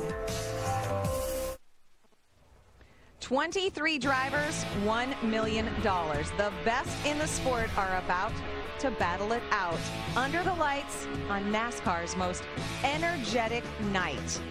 There's a lot of energy down on the track. The drivers know this is their shot. They only have 90 laps to make it happen. The buildup has been rising all week. This is its crescendo. So if this is NASCAR's most energetic night, how is the energy in the Speed Social Garage? The fans have voted in Bobby Labonte into the race. What are the fans doing with you, Rut? Hey, Krista, we've got a lot of great stuff going down here in the Social Lounge. Dale Jr.'s been trending. The Dinger was trending. Right now, though, we got a special guest, Joe Fair. He is the boss from the new Hard Parts South Bronx, coming up after the All-Star race. Now, I know you have to be excited. It's your first All-Star race, and your show's premiering tonight. How you feeling right now, bud? It's pretty awesome seeing those cars go around that track so fast. It was pretty unbelievable. It's the first time for me, and hope to get to do it again. Now, you guys are slinging parts there every day. You got your boys out there going crazy. When can we bring them to a race? Hopefully we'll bring them soon. Hopefully we get a second season. The show's great, a lot of excitement, and we'll bring them down next year. Who's your pick for tonight? Dale Earnhardt Jr., I guess. Dale Earnhardt Jr. We certainly know he's been trending. He's going to keep trending, Krista. And if you get a break, you should come join us. It's great down here. We're loving it. It looks like a lot of fun. And Rutledge, you're surrounded by quite a lot of ladies, so I'm sure you are enjoying it very much. We want to thank Joe. And I'm not going to do a South Bronx accent, but we look forward to seeing that premiere coming up right after the All-Star race tonight. Carl Edwards knows what it's like to win this event. He did it last year. Will he be able to repeat, or is it another driver's turn to take home $1 million? You see the focus in his eyes. Jeff Gordon, he is looking for a reason to smile. This could be his night. It's time for the command.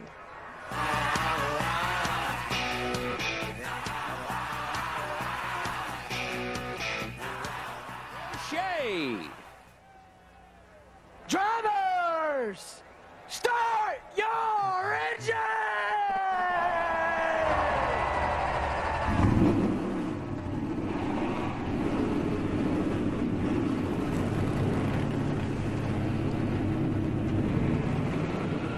And that's the way to fire the engines. He had a lot of energy. That's perfect for a night like tonight with Jeff Hammond and Michael Waltrip. Are you guys ready? Hey, they said it in the movie Top Gun. Right now, we have a need for speed. It's time to go. Love it. Love it. I'm ready. All right, we know we're ready. How about the gentlemen upstairs? Mike Joy, Larry McReynolds, Darrell Waltrip. Are you ready to go All-Star Racing? Absolutely. I think if Charles Kettering hadn't invented the automobile self-starter for Cadillac right after the turn of the last century, they just could have used that guy. I mean, he's got this party started. Tonight, it's all about the fans. And for the drivers, it's all about $1 million. Some racing for charity, some racing for their team, but everybody racing to have their name on that trophy because, Darrell, nobody cares who finishes second tonight. No, but one of the things you got to worry about as a driver is there are no limits. And so you can't let your guard down. You can't assume anything. You can't underestimate your competition. Just because a guy cut you slack last week at Darlington, you can forget that tonight. So you got to be on your toes. You got to be on defense all the time because they're coming after you, Ricky Bobby. And with 4 segments prior to the 10-lap shootout, Larry, if you win one of those 4 segments, if you're leading at the end of one of those segments, you get the advantage of being first onto pit road for the mandatory final stop. So certainly that will change some race strategy. But if you don't win one of these segments, you've got to change your game plan, and who knows what to expect. Well, we just saw the preliminary race, and realistically, there were 6 to 8 drivers in that race that could win it. Now this is the big event. 23 of the best drivers in the world in my book, and the game changes a little bit. I don't think we can throw down the gauntlet and say absolutely 4 tires will be the way to go because the competition is pretty tough in this race. I think strategy will be all over the board. Expect to see a lot of different strategies. And as usual, expect a surprise outcome in the NASCAR Sprint All-Star Race live on Speed.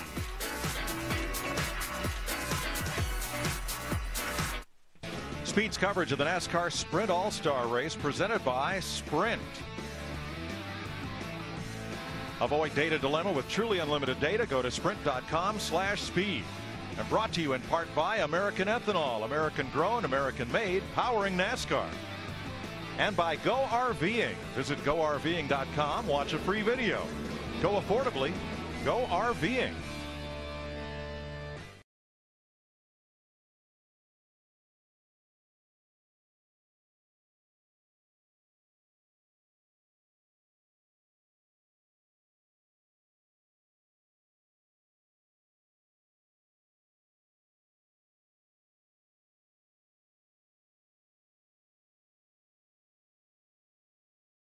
pace laps for the Sprint All-Star Race at Charlotte Motor Speedway. Here is the starting lineup.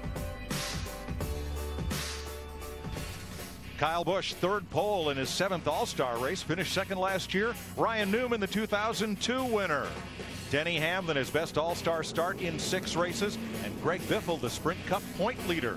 Kevin Harvick, the 2007 winner. And Jimmy Johnson, the only repeat winner in the last 13 years. Paul Menard's first All-Star appearance and 3-time winner, Jeff Gordon. Tony Stewart, the 2009 winner. And Regan Smith, who won last year's Southern 500. Trevor Bayne, the 2011 Daytona 500 winner. He's an All-Star rookie. Quint Boyer is in his 4th All-Star race. Carl Edwards, the defending champion, and David Reagan makes his 2nd All-Star start. Matt Kenseth, the 2004 winner, and Mark Martin, a 2-time winner. Kurt Busch, All-Star winner in 2010, and Marcus Ambrose makes his 1st All-Star start. Brad Keselowski, his 5th appearance. Casey Kane won the 2008 race from the fan vote. Dale Earnhardt Jr., the 2000 winner, and A.J. Allmendinger making his 2nd start in this race.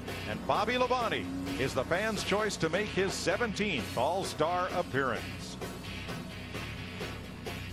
Here is the Ram race format for tonight's All-Star event. 4 segments in which green and yellow laps count, 20 laps apiece.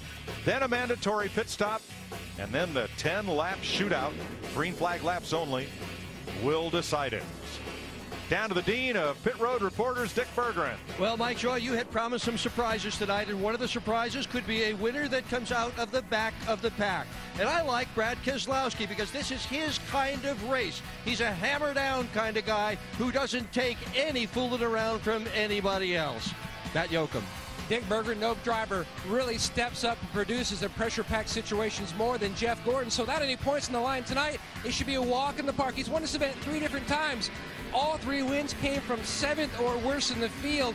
Alan Gustafson told me they'll know by lap 5 whether they're going to be money or have some work to do to the 24 car to chase the big money. Steve Burns. Matt, 3rd pole in 7 All-Star appearances for Kyle Busch. Surprisingly enough, he's never won an All-Star race. This is his kind of event, right?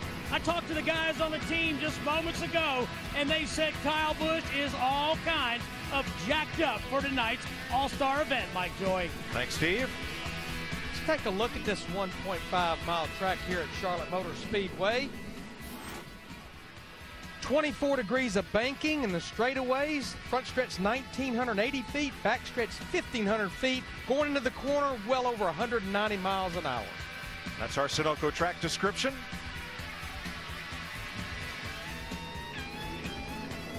Check out the NASCAR on Speed Facebook page. Click the like button at the top of the page, and if you've already registered, click the Win $10,000 tab. Get ready to enter your next bonus code.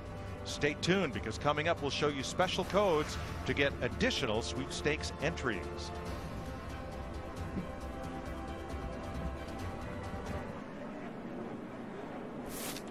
Now, a new wrinkle this year, the leaders of each of the first 4 segments will line up at the front of the pack to make the mandatory pit stop after segment 4. The requirement is, however, that each of those leaders must be on the lead lap or be the free pass car at the end of lap 80 to be eligible for one of those front 4 positions. So things could change there regardless of who wins those segments. Now, if you've already won a segment and you win another one, you're already in, so the second place car in that later segment will be elevated to the front 4. Lots of strategy, man.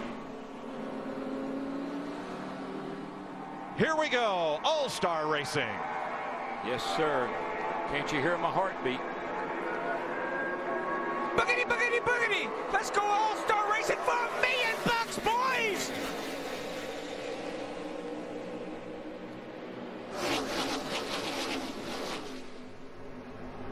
Kyle Busch on the brake. Newman fights with Hamlin for second. They fan off turn number 3 wide, mid-pack. But Kyle Busch has a 2, make it 4-car length lead off into turn number 3. Second in doubt as they come to the line for lap 1. Kyle Busch the leader. Newman second by a nose.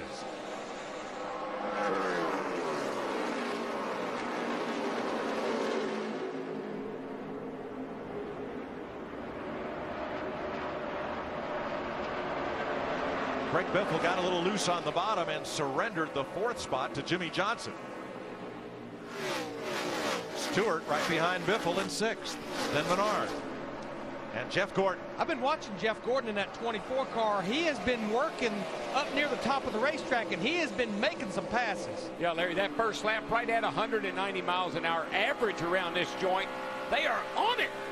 Gordon said he was disappointed in his on-track performance during qualifying, so he comes out of 8th position. He's gained 1.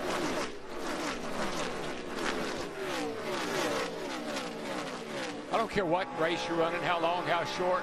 Right now, you're just trying to figure out what you got. What did I need to do to my car? Is my car good, or do we need to work on it?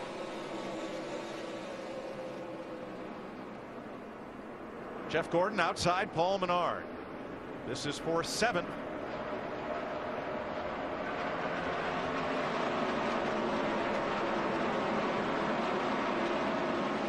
And for 3rd, Jimmy Johnson drops to the bottom of the racetrack on the 11 of Denny Hamlin. Well, this is a racetrack. Rick Hendrick loves Martinsville. He loves Daytona, but this is home. He wants those cars of his to run up front and win races. Dale Jr. already won the preliminary. Watch this 48 car. He looks strong. Boy, Hamlin's going to fight back, though, because he got the momentum on the top of the racetrack off of turn 2. Johnson sends it in to turn number 3 and takes over the 3rd spot, though. He did, Mike. He drove that thing in there until he could see Elvis.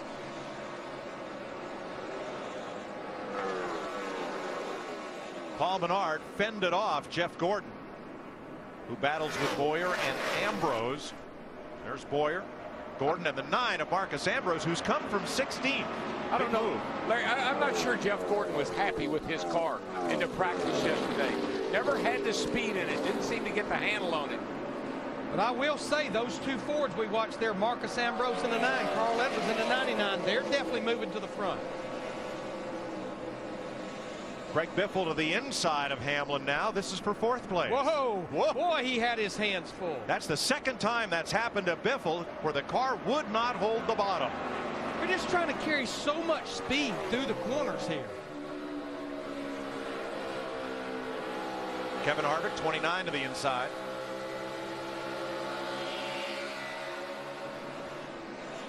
I just think that Biffle has just maybe not got the handle on his car right now. Lost the nose a little bit. That's what got him in trouble. You get in that air off the car in front of you, you lose the nose. Harvick to the inside. He's going to make the pass on Biffle and maybe bring Menard's 27 with him. On the right of your screen, 2nd place, Ryan Newman, Jimmy Johnson. Yeah, Newman in the 39 is running the bottom of the racetrack. So Jimmy Johnson in the 48, he has started kind of moving up a groove, seeing if he can get by on the outside of Newman. You'll see it right here in 1 and 2. Steve Burns. Mike, Ryan Newman saying the car is just a little bit free in 3 and 4, but otherwise it's good. Yeah, I'm pretty impressed with Newman. He's holding off Jimmy Johnson. He's running pretty decent lap times right now, about the same as Kyle Busch. Got a good run going. 9 complete this time by. First scheduled competition caution will be at the completion of lap 20. I think you see what Jimmy Johnson's doing. You cannot follow in the guy's tire tracks. You've got to go to the outside, or you got to go wherever he's not. And he almost didn't have any room left to go. But look what it did for him, Mike. You get that momentum off the outside there, going down the back, you make the pass. That's what Jimmy's got to be able to do.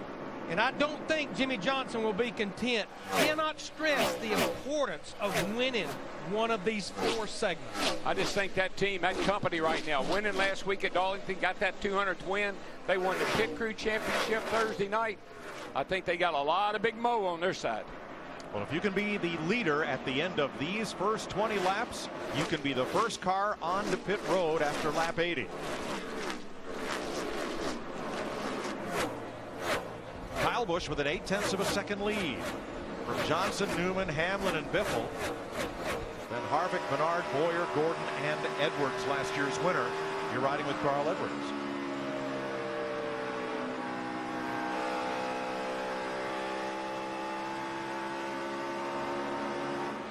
An American Ethanol fast fact, 5 drivers have gone on to win the Sprint Cup Championship after winning the All-Star race in the same year. Darrell Waltrip, Dale Earnhardt 3 times, Rusty Wallace, Jeff Gordon 3 times, and Jimmy Johnson in 2006. Tony Stewart may have gotten into the wall there. He's alongside Brad Keselowski. See what happened to Smoke here. Yeah, right here again, when you're following in the tire tracks of the guy in front of you, you lose the nose. You saw the car just scoot out, and that wasn't just a scrape. He hit it pretty hard. Yeah, I don't think his car was driving very good, Matt, because he started 9th and he's fallen all the way almost outside the top 15, Matt. You've hit on it perfectly, Larry Mack. He said the first few corners, the car was on the free side. Now it's absolutely tight. That 14 car, he's fighting a bad push. And that's what it looked like. Darrell coming up off the corner of the front end, just he was turning the wheel, it wasn't responding. Right, you got a tight car, and then you get in that air from the car in front of you, and you just lose the nose, and he hit the fence. Riding with Dale Earnhardt Jr., who's picked up 5, making 6 positions, perhaps, after starting this race 21st. I tell you, Junior's he's making a nice move, but Allmendinger's, they'll both start in the back, and look what they've done. They are moving up through the field. They got 2 really good race cars. We know that. Good thing those 2 drivers had 40 laps under their belt with their race car before this race. For the lead coming off turn number 4. Kyle Busch gives Jimmy Johnson room on the high side. Here he comes. 5-time to the front.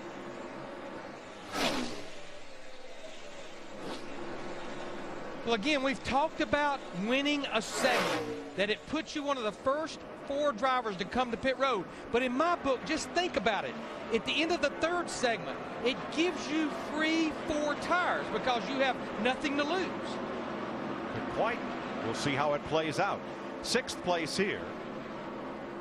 Paul Menard and Kevin Harvick. Whoa, did they get together? They're teammates. Boy, what's that about? Harvick got in the wall pretty hard too, Mike. You see it cost him some momentum. Here comes Boyer making a move on the inside of Harvick after making contact with the wall. I think these 2 guys were really not getting they were having a failure to communicate here.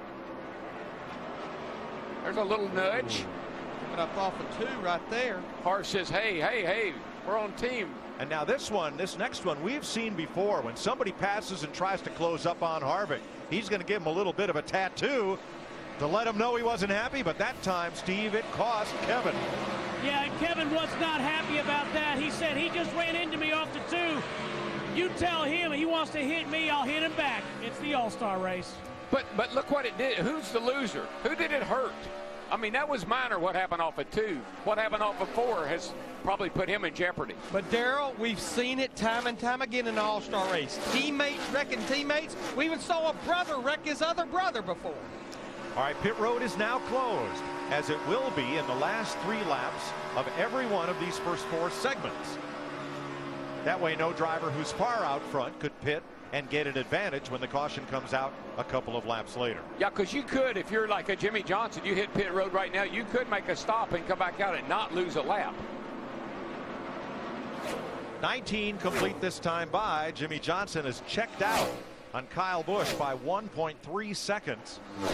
After they complete lap 20, we'll see the first competition caution. Well, there was a time when Jimmy Johnson and Chad Knaus owned this joint. They repaved it, hadn't had that dominance, but that car tonight is in a league of its own. Stewart side by side with Mark Martin. Casey Kane coming into that battle. Yeah, I definitely think Tony Stewart in that 14 will be glad to see that caution. Here's the move for 3rd at the line, and Newman holds off the 11 of Denny Hamlin.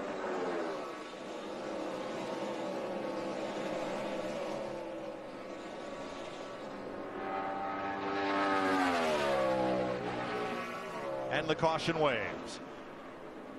20 complete. Jimmy Johnson has put himself in good position by leading the first segment. If he stays on the lead lap the rest of the way after segment 4, he will line up as the first car to come on to pit road. 2 of the Richard Childress Racing Chevrolets got together a couple of times here. Yeah, Paul Menard and Kevin Harvick. And really and truly, I mean, this is racing right here. You get it, make just a slight misjudgment. You're trying to get back in behind. Menard's trying to get in behind Harvick, but it kicked Harvick off. And he comes back over. You see they go down the back here. When they get into turn 4 right here, instead of giving the man a break, Harvick wants to pay him back. And who does it hurt? Kevin It was Harvick. just not a good time, not a good move on Kevin's part. So this is the first competition caution tonight. Pitting is optional. Jimmy Johnson has nothing to lose now because he knows when we get to that end of that 4th segment, he's going to be the first driver to hit pit road. Well, we know that 29 is going to have to come pit road. He's got damage. 14's got some damage. So some of these cars have got to come to pit road just to get some new tires to get the fenders off of. All right, pit road's still closed, so let's take an inside look at what's happening in the NASCAR Sprint Cup Series. Ryan Newman came from 27 to win the All-Star race in 2002. That's the deepest in the field that a winner has started. Get unlimited access to the Sprint Cup Series with live in-car audio and real-time stats. Learn more at sprint.com/speed.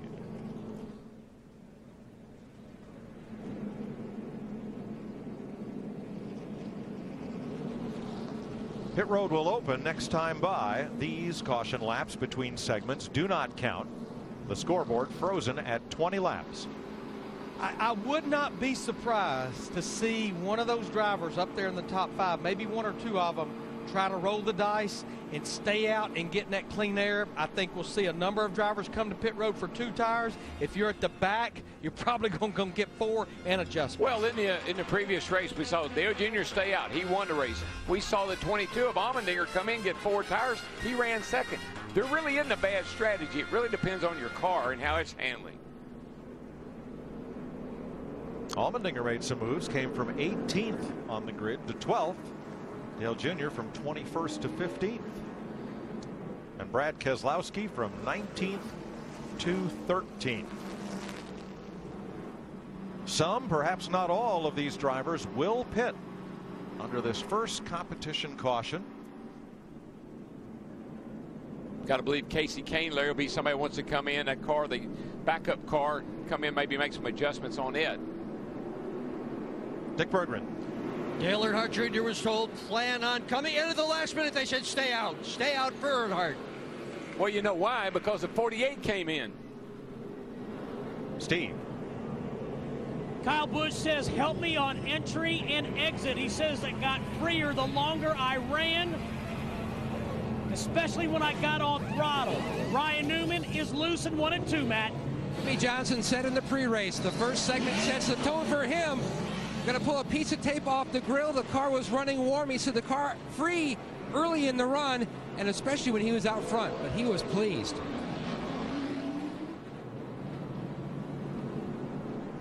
Lots of 4-tire changes, and it looks like a little bit of surgery on the right side of Kevin Harvick's car after bouncing off the wall and picking up a bit of that signature Sprint yellow paint. 20 laps complete on Stock Car Racing's All-Star Night, live on Speed. I'm just going to let Stevie call you in, whatever you're going to do here. You just plan on coming. I'll call you off if it's not. I want you to plan on pinning. Okay? There's a method to his madness. You don't have any? I want you to stay out, stay out, stay out, stay out, stay out, stay out, stay out. We need that. We'll take that. That was Steve Letarte. Pretty happy that his driver, Dale Jr., will start outside of row 3. 7 drivers did not pit. And after everyone else came in and pitted, Jimmy Johnson came back in a second time. There's a method to his madness. Right. His work is done. He won the first segment. He's going to be the first driver on the pit road before we have that, when we have that caution before the 10-lapper. Time to show our Facebook friends the bonus code for 50 additional entries for that $10,000 cash prize. Go to the NASCAR on Speed Facebook page, click the like button at the top of the page. If you've already registered, click the Win $10,000 tab and enter All-Star 12 in the code box. All-Star 12, no spaces, no hyphens. Yeah, Mike, everybody said the emphasis was on that first run. This supports what I'm talking about. Look at Jimmy Johnson. Look how far back he is of that pack. There's a reason he's doing that. He's a lonely guy. He's taking care of that race car. But now that segment's over, now all the emphasis is on this segment. Jimmy's got to stay on the lead lap to keep that front 4 spot. Denny Hamlin brings them to green against Paul Menard. He and Marcus Ambrose get going. Kevin Harvick spent a long time on pit road with right side damage and got back out there, tail end of the pack. Jimmy wants to be back just far enough to miss all the debris. That's all he wants to do, because this is a segment where it's probably going to get a little crazy. Good bit of slice and dice here, because if you lead segment 2 at the end of the segment, you have the same opportunity as Johnson. Here's a driver on the move, Dale Earnhardt Jr., one of our 7 that stayed out. He's worked his way into the top 5. Well, he knows, Larry, what his car will do on 20-lap tires or 40-lap tires. So he's in pretty good shape right here. 3 wide, Edwards under Kyle Busch, who now slides up behind Ryan Newman. First 7 drivers on the racetrack did not pit. And that really made Letard's call a little easier when he saw everybody, oh gosh, who got in the wall? 51 car, hard in the wall, all 4 still going. That was Kurt Busch. You see his Monster Energy car climb the hill. Yeah, he's got a lot keep going. A lot of damage to the right side. The driver I want to watch, 18, Kyle Busch. He's the first driver there to have 4 fresh tires. 3rd place, Menard holds off Kenseth. But look at this. 3. Look at this. Oh my gosh. Ah! I didn't think they were going to make it, boys. I'm still not sure they're going to make it. Hold on, Dinger. Look at Mark Martin in the 55. Yeah. He'll make her 3 wide at the bottom. Yeah, Mark says, hello. I'll just be coming right through here. Thank you very much. 3 by 3 by 3. 9 cars under Lincoln. Still 3 wide. That can't last. Nice and easy. Still 3 wide. Clear high. Casey clear high, Kane up the middle in the 5. Kurt Busch in that 51 just will not give up. Well, let me tell you, this is about the most 3 wide side-by-side racing I've seen maybe all year.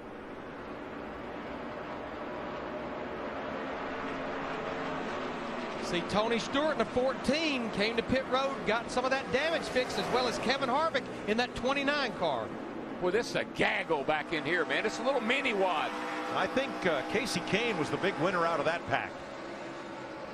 If you just come out of the front of this pack without damage, you're a winner. What do you think Jimmy Johnson's sitting back here thinking? Oh, trouble Carl. For the defending winner. Outside. Carl Edwards Trouble. has brought the caution out. Whole right front's on fire on that baby. Blow up. Blow up, is that what you said, bud? Yeah, it's either that or, yeah, I think it blew up. I think you're right, Carl. Daryl, you talked about it earlier in the day. This is a race where engine guys get a little aggressive to see how much they can push the envelope. I heard one of the tuners say we always have parameters and we can only go so far when we get ready to race. Tonight, we have no parameters. Make the most power you can make and keep your fingers crossed. And all these engine builders know, you know, we've got some really good 300-mile parts. We got some good 500 and 600-mile parts. We're going to throw everything at it tonight, and it's only got to last a little over 200 miles, right? This is a tune-up, baby. A tune her up and let her go. Man, that thing exploded. Look at all that fire coming out of there. Yeah, it's a lot of hard parts there come apart. Something really important broke in that motor. Yes, it did. Carl Edwards, our winner from a year ago, probably will end up dead last tonight.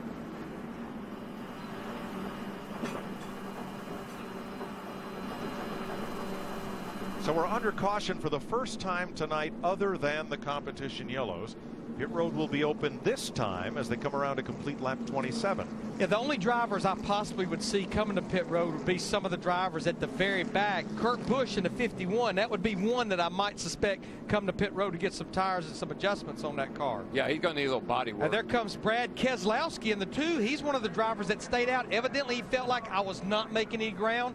Let me come get my tires now. That may let me stay out during that next caution. Dick Bergman at lap 40. Keselowski's car was just too tight, Larry. They decided they needed to come in and fix it now rather than later. Kurt Busch is in, Kevin Harvick, Trevor Bayne, and Jimmy Johnson is back in yet again. I'll show you how Kurt Busch got right side damage similar to Kevin Harvick's. Yeah, he got pretty hard contact with the ball off of turn 4, I think it was. See him, I think he's up on the outside back there. Here he comes. Bam! Hit that thing hard.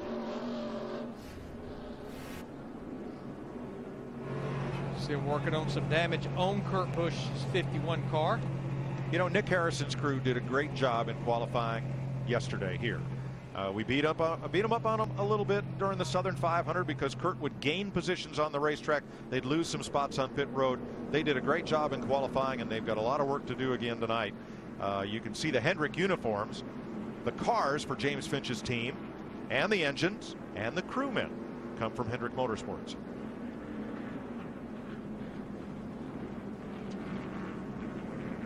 Well, Jeff Michael, a segment and a half in the books. What do you think?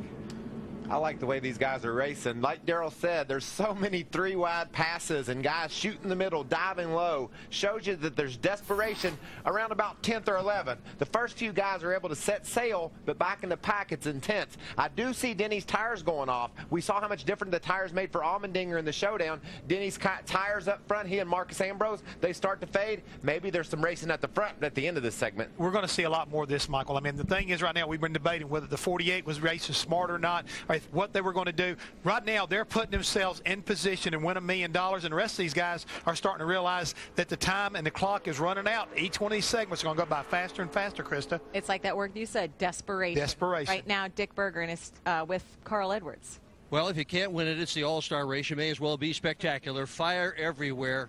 Yeah, that's not good. Fire's not good.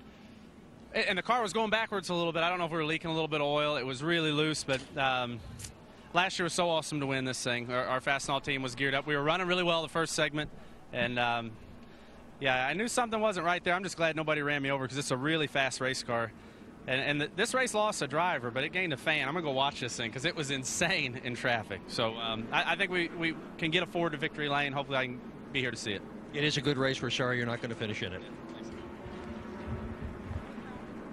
Thanks, Dick. Carl Edwards, first car out of the race tonight. Everyone else is still on the lead lap, so no free pass car on this caution. Denny Hamlin, your leader. Marcus Ambrose from 16th to 2nd has had quite a drive tonight. Yeah, Marcus actually went quite a ways forward in that first segment, so got a pretty good piece tonight so far in that 9 car. That 9 car has been fast on a number of occasions. They just need to get up there and close out one of these deals. Mark Martin, the Aaron's Toyota. Here's an American Ethanol fast fact. Mark Martin's 23rd All-Star race, more than any other driver in what is now the NASCAR Sprint Cup Series. And he was pretty racy there just a minute ago, too. He wasn't leaving anything on the table tonight. Currently 11th, lining up next to Casey Kane. 30 complete, halfway through segment 2. The leader at the end of this segment will be the second car onto pit road for the mandatory pit stop after lap 80. Speed owns the most anticipated weekend of the racing year with non-stop coverage of Formula One Monaco, NASCAR's Coca-Cola 600, the latest breaking news from Indy, and more of the greatest racing on the planet all Memorial Day weekend long. Right here on Speed. You can't get racing's greatest weekend anywhere else. It's absolute. Monaco in the morning, Indy in at noon, and the Coke 600 Sunday night. How can it get any better than that? Rallycross right here Saturday evening. Okay, we'll throw that in too. That's a warm-up. You bet. Mike and Darrell, our top 5 drivers, they're drivers that stayed out on that last caution. And you got Clint Boyer, 2 fresh tires, Kyle Busch with 4, and then Ryan Newman in 8th changed 2 on that caution at lap 20. And Jimmy Johnson taking strategy in this race to a whole new level as he will restart some 12.5 seconds back of the pack. There he is out of turn 4 as we go back to green. Never mind Johnson, his spot. Oh, contact.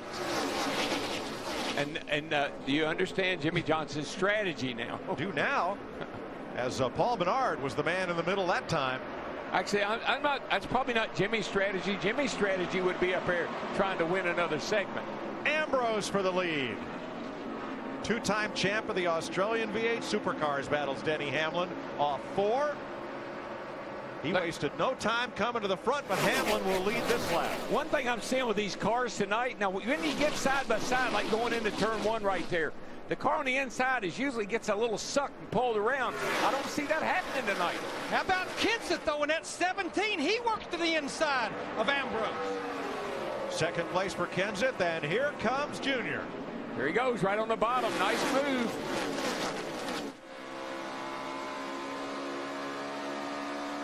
I tell you, there you go. No pressure. Jim Bug's up on the wheel tonight, boys. Darrell, I think they've given him something he can get up on the wheel with tonight. You know what? I read where Stevie Letarte said, Dale, we didn't give you what you needed last year, but we're bringing you the best we got this year. 8 laps to go in this segment. Hamlin, Kenseth, and this side-by-side battle for third. Earnhardt and Ambrose. Oh, it's a hard pass to make right there underneath somebody, and he wasn't quite able to finish the pass. And right behind that battle right there, wild thing. Kyle Busch in that 18. Remember, 4 fresh tires at lap 20. Oh, Junior's got a run off 2 this time. Yeah, he got him up the hill. He's going to get the nose alongside. Here he goes. Should be able to make the pass. We'll get him this time here. One outside at your door. Whoa! Oh, Ambrose sticks it right in there. Pour it down in there. Will it be enough? No. It's a slide job. He did it. Earnhardt to third. All you got here. All you got. We got 7 more. We're going to have to pay for fuel next time. And up front, Kenseth goes hunting the lead on Denny Hamlin. Look at the run he got, Mike. Hamlin comes up to cover, and Kenseth settles in. Meanwhile, Earnhardt is closing slowly on the 2 leaders. Darrell, I believe Kenseth is a little better down in 1 and 2 than Denny Hamlin. Let's see what they do on this end of the racetrack this time, Larry. Kenseth takes the middle to the high side. Hamlin sticks to the bottom. Is he going to get that run? Kenseth get that run up off of 2? Nope, can't make it.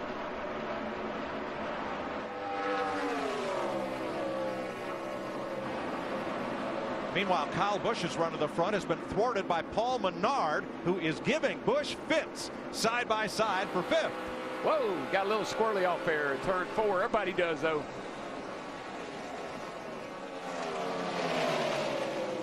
Well, that allowed Boyer and Biffle to pass. Man, look who came to the party. Ding, ding, ding, ding. And for the lead, here comes here we go. We got action everywhere. Remember, Brad Keselowski in that 2, he came to pit road and got fresh tires on that last caution. He's headed to the front. It's paying off right now. Matt Kenseth trying to lead the end of segment 2. 3 laps from now. Pit road closes once again. Boy, those 4 tires there right at the end of these segments really pay off. One of these 3 drivers at the front would so much love to win this segment. You heard Steve Letarte, Dale Earnhardt Jr. will have to pit this next caution. All 3 of those drivers will need fuel. But only one of them is going to get a front 4 spot for the final pit stop. Just not real sure if Junior's got enough grip to get by that 11 car, although he's looking underneath. But that momentum off of 2 falls back in line. A lap and a half to the next competition yellow, which is scored at the start-finish line, not at the moment of caution. Because by then the leaders will be around on the back straightaway. Junior's looking again. He's got a nose up there alongside getting into 1. If he could just get a little further, can't quite do it. And Hamlin gets the big run off the top of the corner. Yeah, this battle's going to go all the way through 3 and 4. And Trevor Bayne has hit the wall coming off 2. Come on, keep coming. As they come around to complete lap 40. Got him that time. Matt Kenseth leads segment 2 from Earnhardt, Hamlin, Ambrose, and Allmendinger.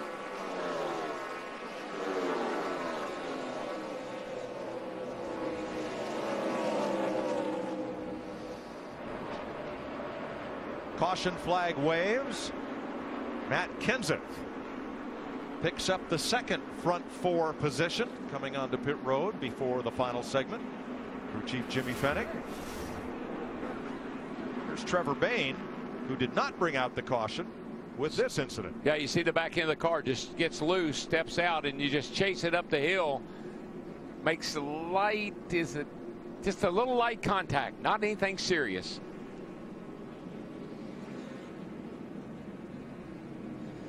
And you see those numbers at 21 on that car. That's a little different font than what they normally run on the car.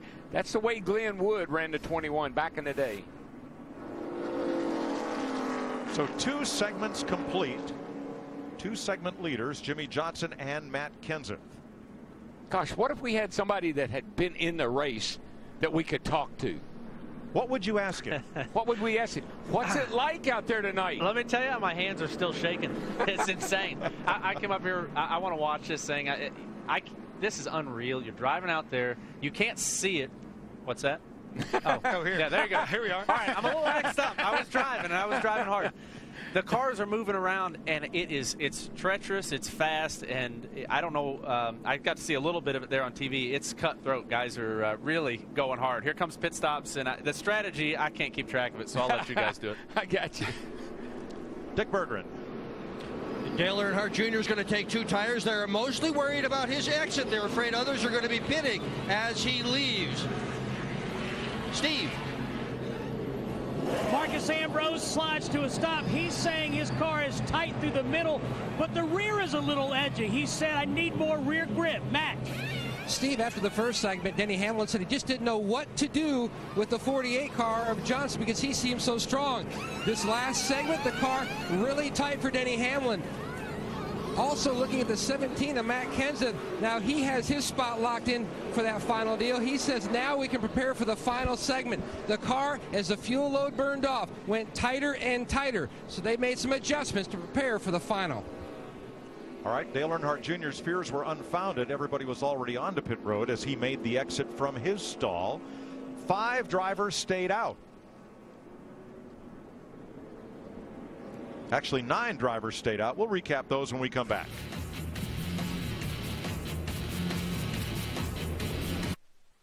Speed's presentation of the NASCAR Sprint All-Star Race presented by Sprint. Avoid data dilemma with truly unlimited data. Go to sprint.com/speed. And brought to you by Ram Trucks, Guts, Glory, Ram. And by Sunoco, the official fuel of NASCAR. Follow Sunoco Racing on Facebook. The top 8 stayed out. Keselowski, Kane, Harvick, Stewart, Biffle, Martin, Smith, and Bayne. Matt Kenseth came back in, made another pit stop. Michael, Jeff, what do you think of this strategy? I mean, I think that's the right thing to do right now. They are going to try to take advantage of getting their car in position with the most amount of fuel and the best tires as you go that way. But there's a lot of other things. And Larry McReynolds said at the very beginning of the program, the strategy is going to be all over the board, guys. Well, I don't understand for sure about Jimmy's strategy. You don't know exactly what your car is going to do if you hang back. Yeah, and these guys right now aren't the guys that I'm worried about. That front, that is a mess. I mean, these guys are racing for position to be in the position that Jimmy and Matt are in right now.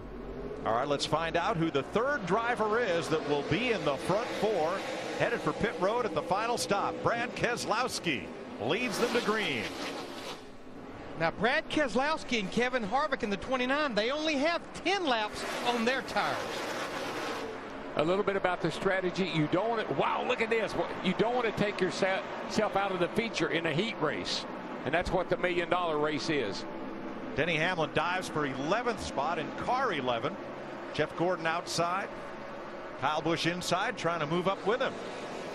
It's almost like Jeff Gordon has a fresh tire car. He can only go for a few laps unless they're making the right adjustments for him. And Gordon brushed the wall. Yeah, I just haven't seen Jeff be real happy with his car. They might make him happy, they might get him happy, but he hadn't been. 2nd place, Kane outside, Harvick inside. They're about half a second behind Keselowski.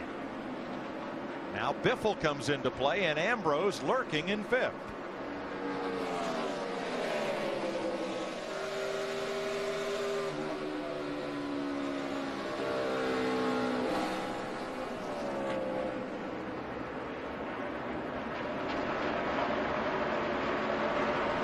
Just remember, Casey Kane, that's a backup car that saw its first laps. That 5 car, when we dropped the green, he crashed qualifying last night. It's a good thing drivers have short-term memory loss, because every time Casey goes into third turn, he's got to think about what happened last night.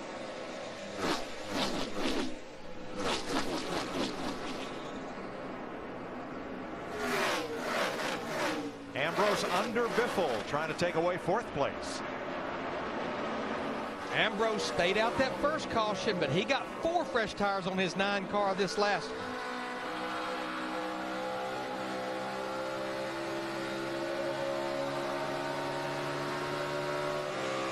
Well, how about this?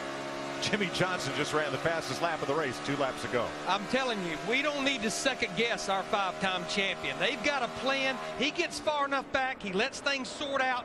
He's finding out what kind of changes this racetrack's going through. Also, Keselowski, Kane, Earnhardt, and Allmendinger just ran their fastest laps of this race. Well, that just tells you about the track. It just gets faster and faster as the evening gets on.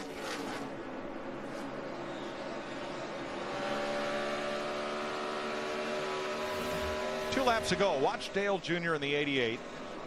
He's behind Stewart. He's going to cut way down. Whoa, passing the grass style. Yeah, you hit that right there a lot. You'll notice there's dirt on the track. Guys will clip that little corner there a lot. Worked pretty good for his dad back in 1987. That's right. Earnhardt motoring away from Biffle. You heard a little wheel spin there. Boy, Biffle's car really got bad loose up off of 4 that time. Not a good night for our pole sitter. Kyle Busch dropped way back in this segment, back as far as 17th. Trying to regroup and move forward now as he fights Paul Menard for 14th. Watch this bad boy here. Watch that 16 up on the outside. Coming. Yippee. When you say right there, you've probably crossed the 180 miles per hour mark right there. And you got your big old foot and 850 horsepower. Keselowski and Biffle, 6th place. Yeah, Allmendinger and Biffle, teammates. Allmendinger in that 22 car, he came to pit road again and got 4 fresh tires on that last caution. That's right. His teammate Keselowski is the leader by 4/10 over Casey Kane. I'll tell you, both of those Dodges, Penske Dodges, are pretty steamy tonight. They got some smoke on the hood.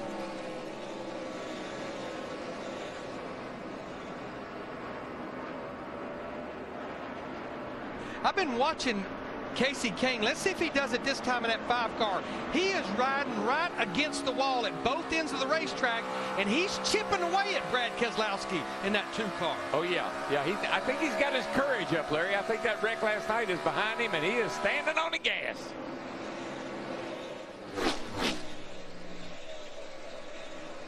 Kane looking for the high line in that backup Farmers Insurance Chevy. That's the highest I've seen anybody run the entire turn 1 and 2. And look what a difference it makes down the straightaway. We know Keselowski's not getting out horsepower there. That's the run off the corner. But just look where Casey is. I mean, he is rim riding around this joint, and it's paying off. He picked up 0.2 of a second down in 1 and 2, but gave a 10th back in 3 and 4. Ambrose and Earnhardt, 4th place. Harvick ahead in 3rd.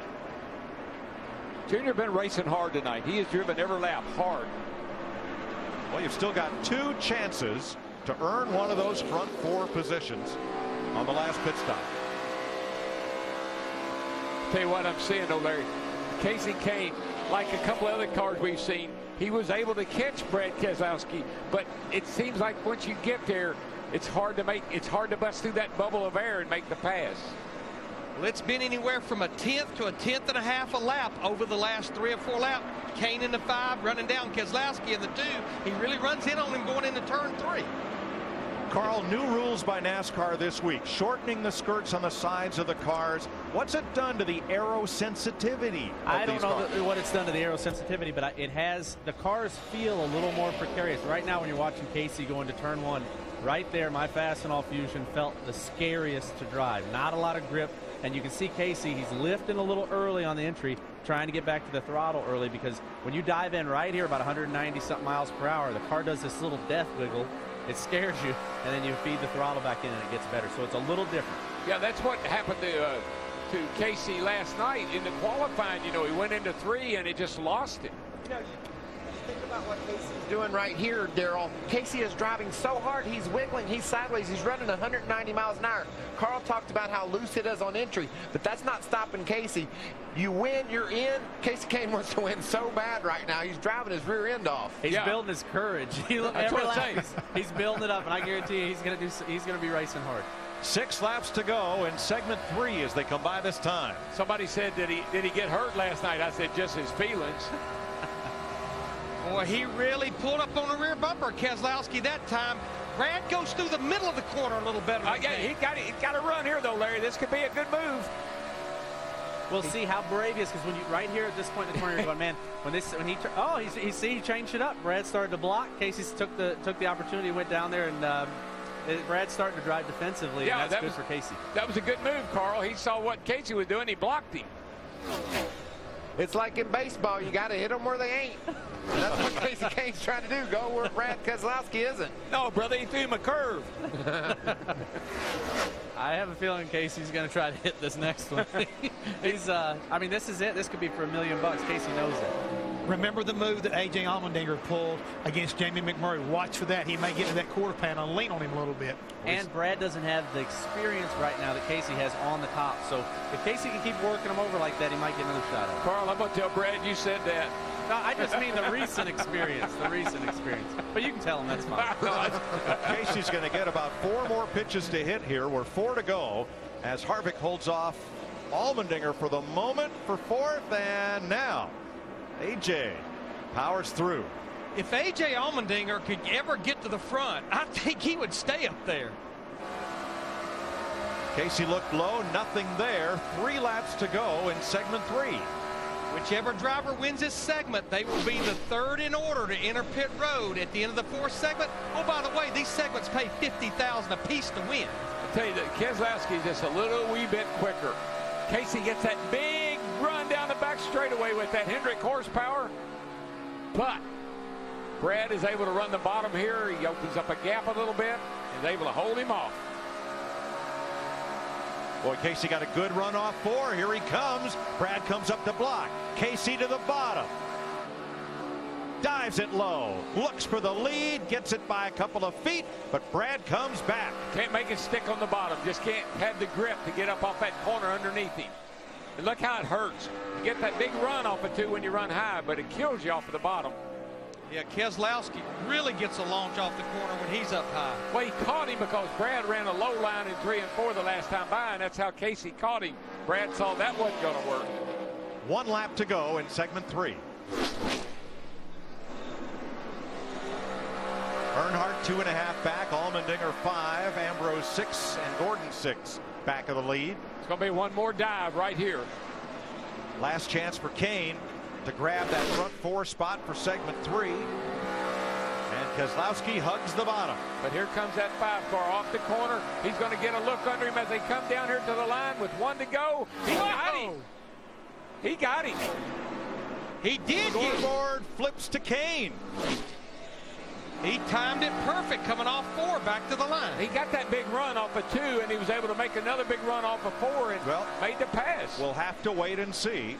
NASCAR will review it at the line because our scoring changed because of the positions after the start-finish line. Let's see. So let's have a look. Let's see what happened here. Come on, boys. At the line to complete segment 3, Keselowski. Yeah. By inches. Another close finish. But what that little difference truly makes when we get ready to make that pit stop before that last segment. And you know what, these guys, that's a backup car, guys. That thing saw the racetrack tonight when the race started. That's the best backup car since it rained here on lap 1 of the All-Star race, and Jeff Gordon had to pull one out of the trailer and won in a backup car. We all know you got to have a good backup. Carl, that's why Kenny Francis loves Casey Kane. He was determined to grab that spot 0.06 of a second short. You showed that same desire last year racing for a championship. That's what I love about our sport. When you just roll up your sleeves and go out there and give it all you had, and that's what Casey did there. I think that is a little glimpse of the future of this race right here. I think there's going to be a lot of things happening on the last couple of laps for $1 million. And Casey's still in a good position. He's got good track position. And now it comes to Jeff Hammond and the crew chief. What would you do right now? Right now, you've got to make a decision here. I think track position, I think Darrell Waltrip said at the very beginning, you know, track position is going to be the king, but they're saying right now that, hey, we need 4 tires, so here they come. Dick Berggren. Well, Brad Keselowski pits out of the first position, and that was so important because that will give him an advantage in the last pit stop. And Dale Earnhardt Jr. in the lower left as well on pit road. What a run he has had tonight. Jr. really likes the car. And the 24, as Jeff Gordon says, his car, that last run was much better. Still a little tight, but much better. That was his biggest issue down in 1 and 2 the previous segment. Boy, what a traffic jam in the middle of pit road, and that just foretells what will happen at lap 80 when everybody has to come on pit road at the same time.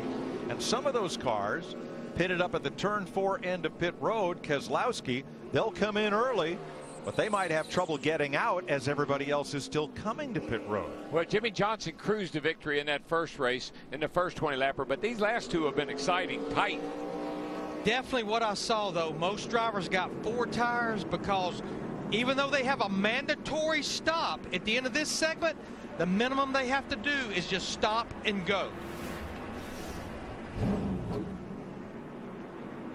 Brad Keselowski's pit stop, left sides, and a tire rolls away out of the box. Let's see, what's the penalty? Tail end of the longest line? I don't think he has a problem doing that right now. No, he just says, I'll go to the tail end of the longest line. Thank you very much.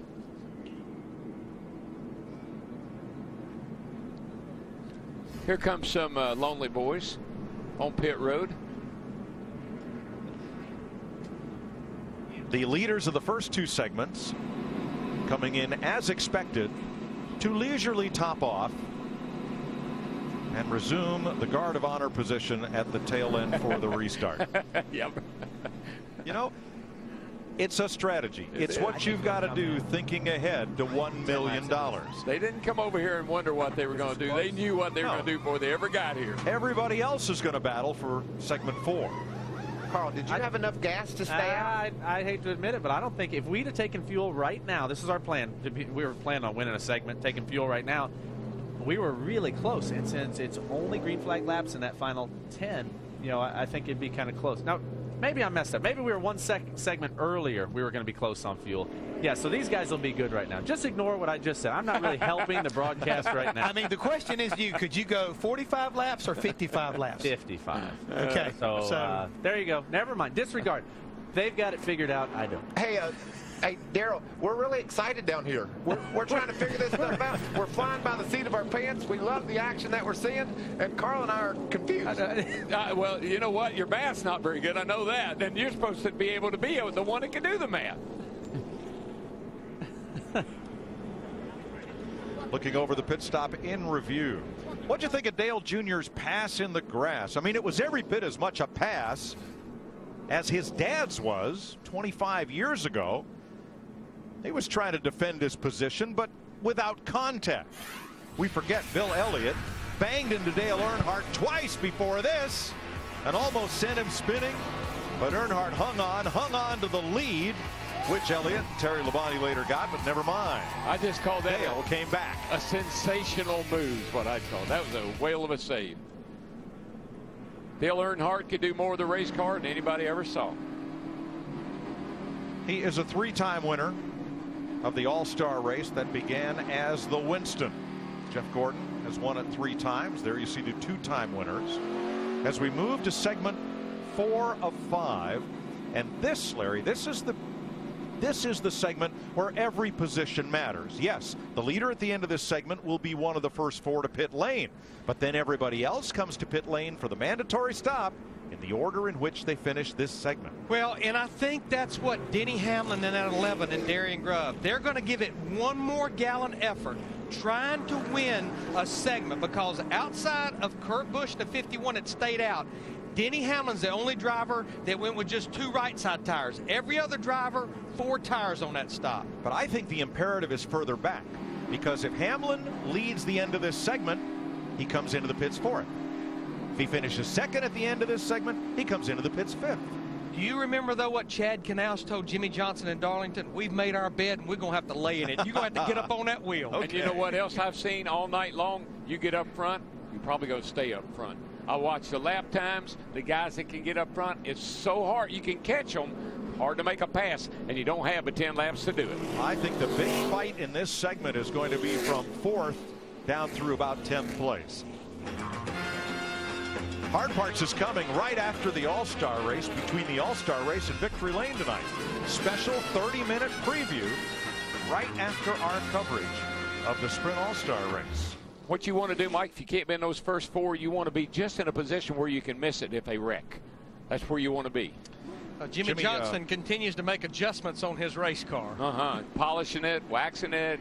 There was once a race team, Car and Driver magazine had a race team called Bolus and Snopes. They ran the 24 Hours of Daytona, and they made a pit stop late in the race to wash the car. No other reason, just to wash it. That's kind of what Jimmy and Chad are doing here tonight in these segments. Look good, man. Yep. You know, the 2 drivers I like in this segment right here, they're on that 2nd row. Dale Earnhardt Jr. in the 88, A.J. Allmendinger in the 22. Remember, started at the rear of the field of this race. They finished 1st and 2nd in the showdown, and they have 4 fresh tires. I think they're continuing to possibly add a little bit of tape to the front end of the 48 car of Jimmy Johnson's. Puts a little more front downforce, helps the aero drag. Yeah, I saw a crew member stick that on there on one of their pit stops.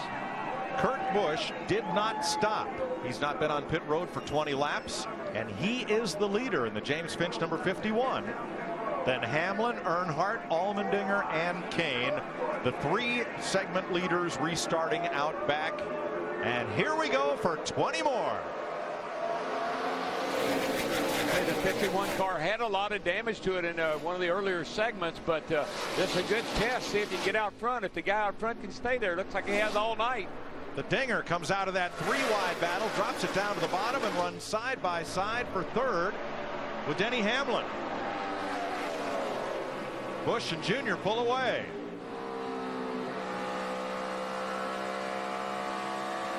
Casey Kane coming now, moving up for 4th. Hey, I like that Allmendinger car. He has been really, really fast, and he's got a good shot here at getting up into the first couple of cars here. Boy, Dale Earnhardt Jr. just ate Kurt Busch up in that 51 car through the middle of 1 and 2. Drag race down the back. And Busch on 20-lap tires trying to hold off Jr. Oh, he won't hold him off there. Up the hill he went. Here comes Jr.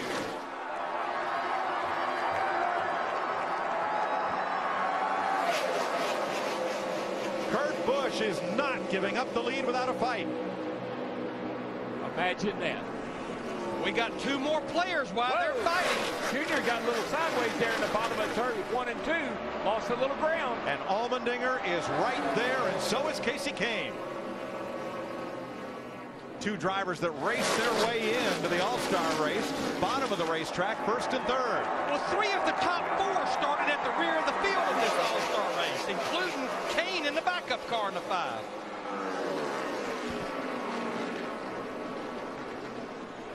Hey, that 088 car, once she gets out front, she's hard to catch. But I promise you, there is no one in this sport who wants to win more than A.J. Allmendinger.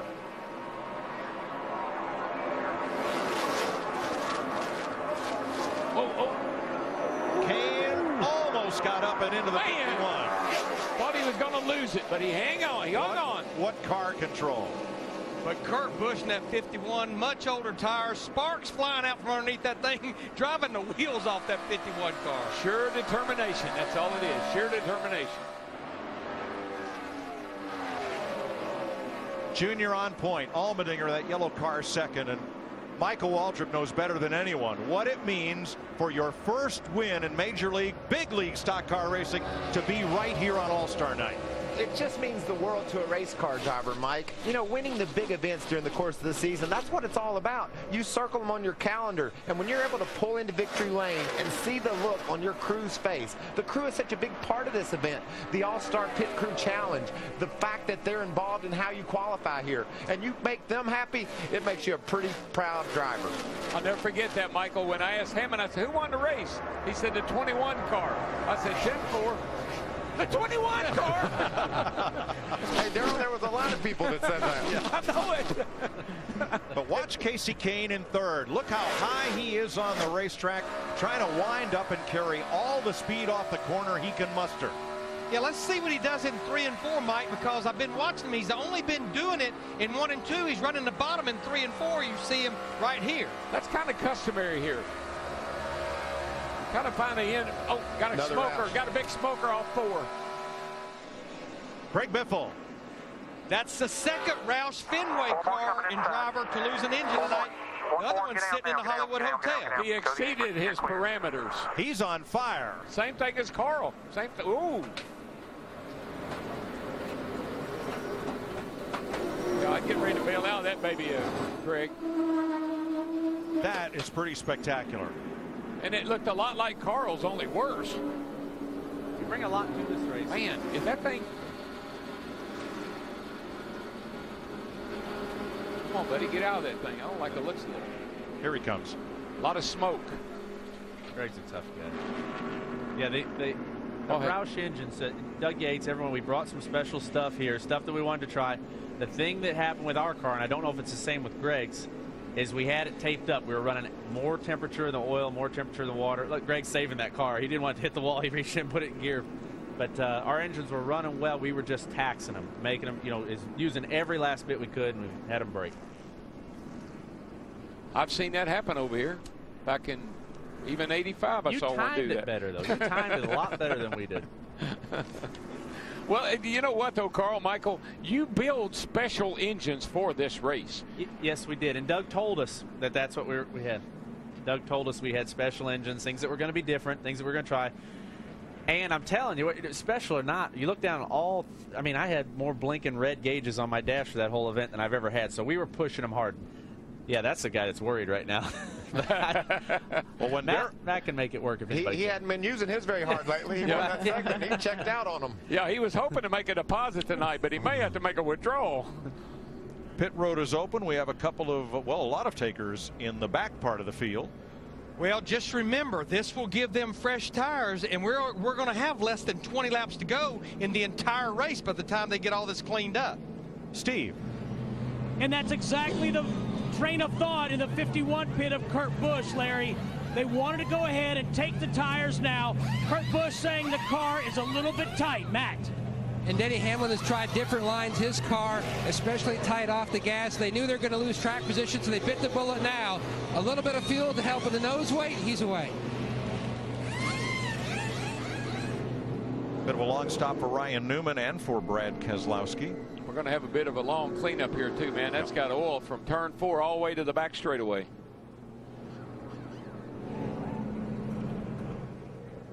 And Tony Stewart still on pit road. Some bear bond going on the front valence of his car. Told you we were going to be fireworks tonight. Yeah, but Greg Biffle did not count on being the firework. Under caution in Stock Car Racing's All-Star Night.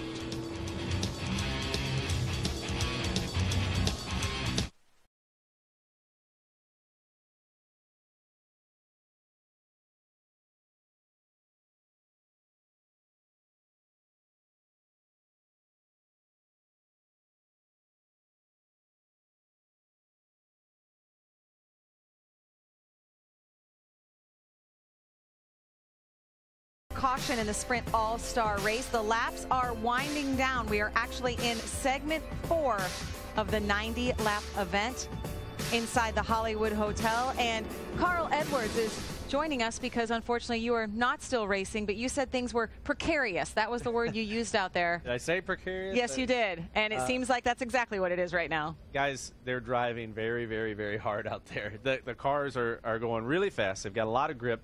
And it's really difficult to run side by side. but everyone's out there fighting for $1 million, and it was precarious among other things out there for me. I thought you said they were going insane. Insanity comes to mind.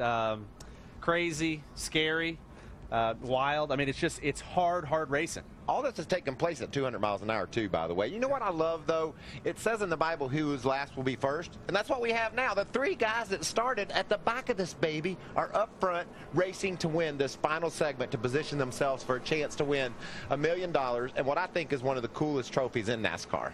I know it's definitely that way, but right now this caution, in my opinion, is really helping the 88 car, allowing him to cool those tires down. He gets a whole shot. I don't think anybody's going to catch him for this segment 4. I can't believe Michael Waltrip just quoted a Bible verse during the All-Star race. I guarantee you there's some praying going out there, though. There's praying going on in those race cars. Guys are way want that $1 million. Well, there was some praying going on up in the booth when I said it says in the Bible.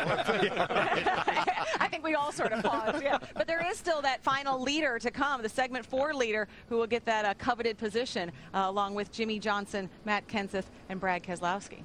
Well, Krista, 8 drivers stayed out on this caution. I think these next 6 laps could be as wild as the final 10. Because, Darrell, this is your last best chance to put yourself into a position to win. Here's what I would advise you to do. Grab those gloves and pull them on up over them elbows and grab them belts. What, Larry? Pull them tight one more time. Get ready to go for a ride, boys. You spent yesterday hanging out with Cale, didn't you? I did on Cale. No neck and them gloves up over his elbows. But pit road is going to be out of control when we get that caution, because every driver will have to come to pit road. But I think regardless if you pitted then or you pitted on that caution there at the end of the 3rd segment, it's going to be pulling your pit box, stop and go. You are not going to waste any time doing anything. No, there's no time to work on your car during the mandatory pit stop. And John Darby said he told his inspectors, he says, I want those tires locked up. I want you to be able to read the Goodyear on the side of the tires and let them go. It's going to be interesting. Top 2 cars are the top 2 from the showdown. We already have our 3 segment leaders out of 4. How about Matt Kenseth's strategy? Matt Yoakum. Mike, 2 laps ago, Matt came on the radio and he had Jimmy Finnick use the binoculars from the pit and look at the left front tire. He felt like the tire was going down. Jimmy said it looked good to him, but not taking any chances. They waited to the 1 to go, brought him down, and put 4 fresh tires on the 17. But that is such an advantage. He's getting those 4 fresh tires now. That's going to be much fresher tires than these other drivers.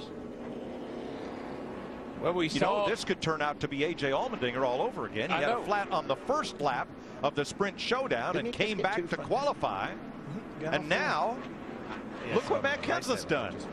I guess they're working. Yeah. The camera made it look like he was maybe getting just 2 tires. We got 4. He was in a skid plate race. You only need to get. Coming to green this time, there are your 3 of the front 4. We listened in on A.J. Allmendinger. Hey, Todd. Yeah. Are you having fun down there yet? Just sitting back eating ice cream. That's what you do, man. That's what you do best. Sitting up here in the suite watching you guys. Wow, rough day, huh? Get up in the suite? Usually you're up there on top of that spotting stand. Sitting on the pit box eating ice cream. Boy, that's right out of Days of Thunder. Little Robert Duvall.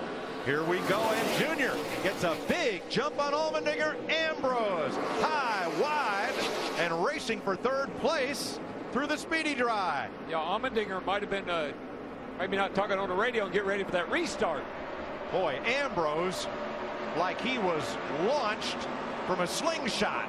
Boy, you got to watch out for that stay dry over here when we get around to turn 4. Could be a little treacherous up high. Well, Marcus will be on the bottom, and 8 wheels quarter better than 4. Still in the stay dry. The dust flying.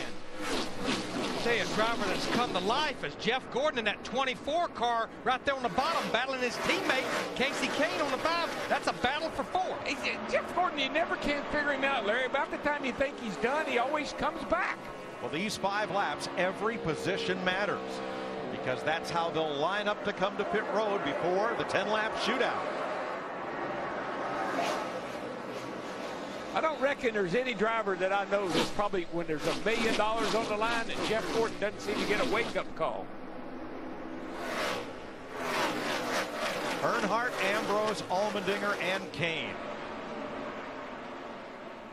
Dale Jr., fastest lap of the race, right there. That bad boy likes to be out front in that clean air. That just happened. And Marcus Ambrose just ran his fastest lap in that 9 car as well.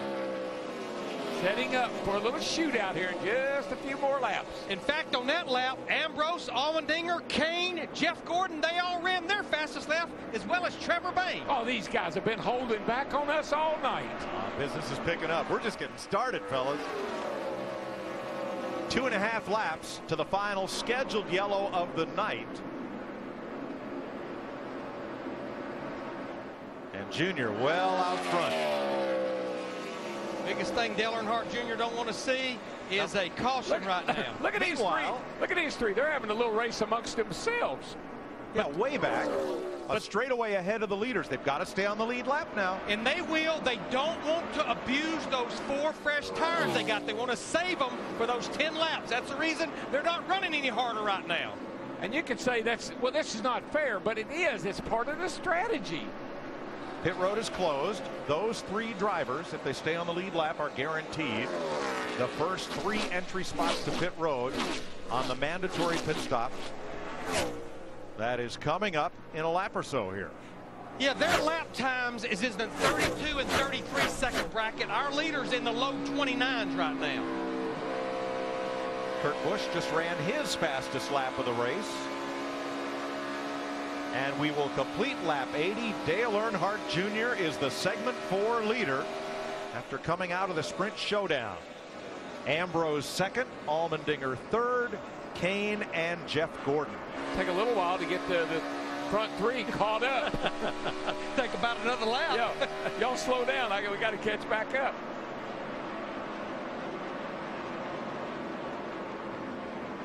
Keselowski, he's almost going to get lapped here before they complete lap 80.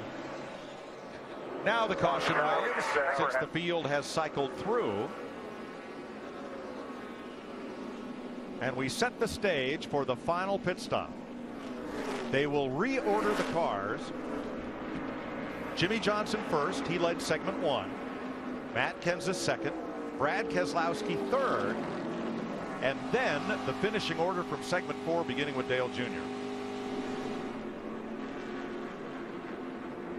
Let's check on strategy for this final stop. Matt Yoakum. And Mike, right before that last restart, Jimmy Johnson told spotter Earl Barbin, I'm in tire conservation mode. And Earl said, roger that on the tire conservation. They're ready for this dash for the big money. Dick. Well, Brad Keselowski has certainly put himself in a terrific position because he is going to be one of the first 4 to pit. That is going to give him a real advantage, and with those 4 fresh tires, strategy may help him win the race, Matt. Absolutely. Keep an eye on the 17. He has been strong all night. They worked their strategies just like the other segment winners, and they are ready to roll here. Steve. Dick. And Dale Earnhardt Jr. has been told by Steve Letarte, his crew chief, just stop, make sure the tires aren't rolling, and then go again. I remind you that Jr. is not going to have fresh tires when they take the green flag for the restart of the final 10-lap segment. So the Keselowski and Matt Kenseth are on 7-lap tires. Jimmy Johnson and Ryan Newman are on 8-lap tires. We're trying to figure it out right now, guys. We got notes. We got to figure it out. We got to figure. All right, tell me what you got figured out there, crew chief. What I've got figured out is the 48 car is in the catbird seat. He's got pit number 1 because of the pit crew competition the other night. Jimmy Johnson, all he's got to do is roll in there, stop, and beat him across the line. He will be the one who will bring him back to the green flag. Plus, he's already got the tape on the front nose like Chad wants, all the adjustments made. I like where he's at. I like what's happening. The other 3 segment winners, too, obviously will have some great track position. Then you have to look at Denny Hamlin. He's the first one on the track, he and Kurt Busch, that got those tires during the caution for Greg Biffle. So they've got fresher tires than some of the guys that they're going to be racing around. So that could play into the finish as well. Too deep in the field unless they have trouble up front. Here's what I love, though. Everything we have done this week, the pit crew challenge, the unique qualifying, the driver introductions, the showdown, it all boils down to 10 laps. Aren't you happy? I love it. I'm stoked. What are your hands sweating for over there, Carl? I'm just, you guys, I don't know if I can describe you how hard those guys are driving out there. Michael knows, but having just been out there in that race car, This is it, guys. This final restart, too wide, barreling down into that corner with the track slippery, the cars are aero loose. It's really, really intense. I got one question for you. As a driver, how do you be careful enough on this start and saying Jimmy Johnson, I believe, is going to be the man leading them there, not to spin your tires and get yourself in a position not only get good. You're only careful on the start. After that, the guys, there's in a battle of chicken down there in the corner, game of chicken, nobody's lifting. Guys are going to be, folks, they're going. First thing first, Carl, the pit stop. At risk, Dale Earnhardt Jr., Mark Martin, A.J. Allmendinger. They have the first 3 pit stalls. They're going to be in and wanting to get out as other drivers are still coming on to pit road. This is going to be tough for them. Dick. And Junior has just been called into his pit. Just go immediately. Whoa, he just about hit 55 in the rear coming in. He almost hit the 39 going out. Matt. And while all that action's going on, the 17 of Kenseth hits his box, comes to a stop, he pulls away. The 48 as well. Battle off pit road. Who's going to win him, Mike? Matt Kenseth. Matt Kenseth is first out. Jimmy got a bunch of wheel spin and he couldn't get going, and Matt shot right by him. It looked like Jimmy made some sort of adjustment there on the grill. They did something. They took that extra second. It cost them. Wouldn't it be awful if you took time to put a piece of tape on there and it cost you being the first car off pit road after all this strategy? Let's have a look at Jimmy Johnson coming out of the pit box. He can't get going. See, he's spinning, and there goes Matt. No wheel spin. He might have beat him line. I think he beat him line. There it is. Wow. That's the line. Yeah, Jimmy Johnson won that battle right there. That goes back to well, which that was a stop and go for sure. I think the tires were stopped. They were sliding momentarily. Now, Dale Jr. did not. He had a little bit of a problem. You heard the call coming out of his pit. A.J. Allmendinger was not impacted because they chose to keep him in and service the car and not just do a stop and go. Yeah, they changed 4 tires. They've been trigger happy with him tonight, changing 4 tires. Yeah, I don't understand that. I know it paid off in that 20-lapper, but this is a 10-lapper here. Here's what we're talking about. Junior comes in. Yeah, watch the 55. He's the first one that's going to go across his nose about right there. Then the 39 in him right there. Now the restart order is by the way you come off pit road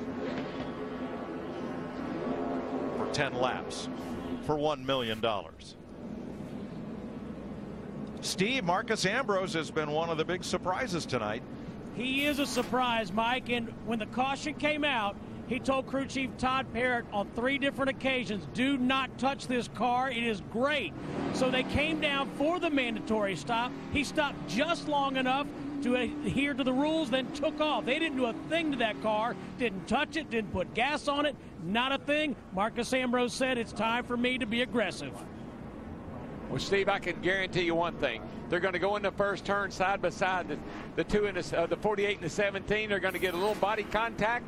And up the inside is going to go Keselowski with Earnhardt on his tail. Well, the pit crews did their job and held position. They didn't do anything. How much? Well, all right, Michael, come on. Cut me a break some here. of them were pushing the cars. They called him in, they got him out. All right. That was driver stuff there. Those guys were on it. It's not easy just to stop in that box and get 850 horsepower rolling either as a car. Not when you know there's $1 million on the line. It's hard to stop. You got no chance. I'm going to grab 2 drivers down there. Because I'm outnumbered. I got 3 drivers and 2 crew chiefs, and I'm outnumbered. All right. The drivers did their job. All I can tell you, boys, is I told him who was going to come off pit road first, and what happened? He came out first. That's all I got to say. Shows you how important that pit crew challenge was that got him that pit stall for Jimmy Johnson. Exactly right. Hey, and Michael, last is no longer first. First is now first. Don't you start, Darrell. Hey, the Bible says run the race to win the prize. Watch this 9 car. He has been amazing on restarts. The crazy Australian could take them 3 wide. Carl talked about a game of chicken of 2 wide when they get to turn 1. It might be 3 wide when they get down there. Oh, no, the action's going to be off at 2 back there. Watch it. The 3 drivers I like are the 3 drivers at the front. Jimmy Johnson, Matt Kenseth, Brad Keselowski. Remember, they came to pit road and did not even restart the race on their fresh tires until lap 74. So they realistically only have 6 easy laps on those 4 tires. They're just scuffed in ever so slightly. It's a match. It's a perfect set of tires. Match numbers, the best that we got. And we hadn't seen what Jimmy Johnson's really got, I think, since lap 20. You agree with that, Harry? I do. You know what Marcus Ambrose said this week? He said, I spent the last 6 years trying to build friends in the garage. I'm probably going to lose them all in one night. We need a heart rate monitor graphic. Tasmanian Devil's getting ready to be turned loose. This is no holes, no limits barred right here. Well, leading a segment really mattered because the 4 segment leaders emerged from pit road as the 4 race leaders, followed by Ambrose, Kane, Kurt Busch, Jeff Gordon, Kevin Harvick, and Trevor Bayne, the top 10. Johnson, Kenseth, front row, Keselowski, Earnhardt, row 2. Here we go for $1 million. $1 million restart right here. Here we go.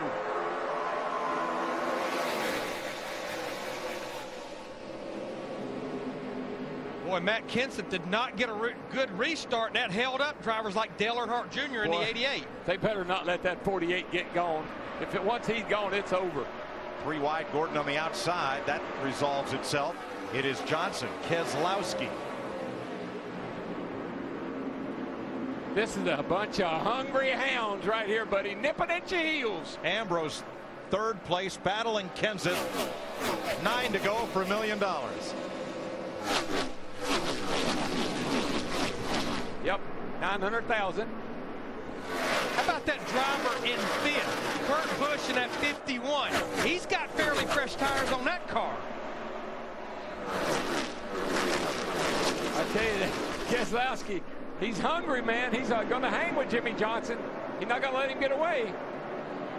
Ambrose may have brushed the wall off turn 4, but it doesn't matter. 8 laps to go. There's a bunch of guys that may have brushed the wall. They're all pushing it hard. What did they run that time by, Larry? 58-54. Our top 5 drivers, they just ran their fastest lap in the 82 laps that we've run so That's far. right. Qualifying laps, baby. 3rd place. Matt Kenseth takes it back from Ambrose.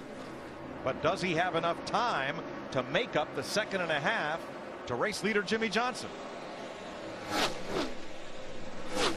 When you're sitting there just like Brad Keselowski is, that's $1 million sitting out there in front of you. I can't quite get to it. Dale Jr., Kurt Busch. 6 and 7. Kyle Busch up for 5th. Just think about it. The 48 car won Darlington last week. The 2 car won Talladega the week before. Our last 2 winners battling it out.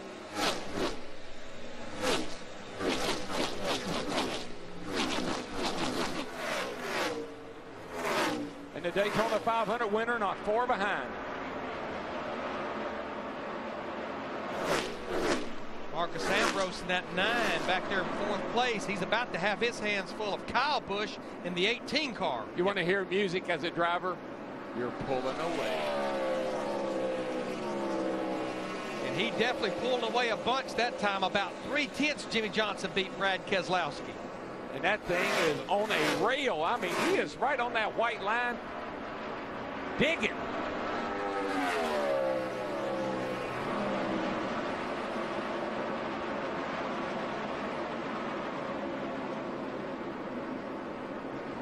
If we get a caution, remember, this is 10 green flag laps in this second segment.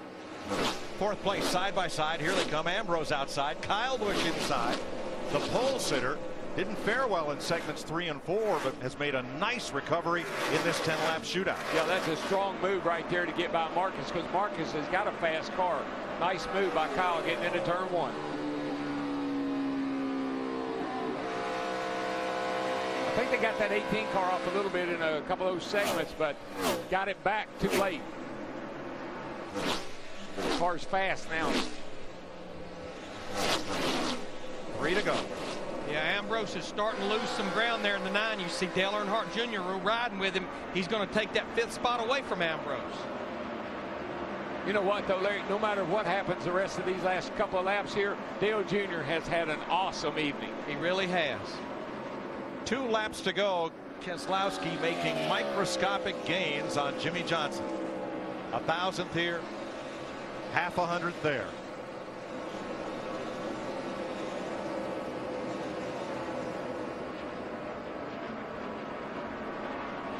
Yeah, actually, right now, probably too little too late, but Matt Kenseth is a little bit quicker than Keselowski.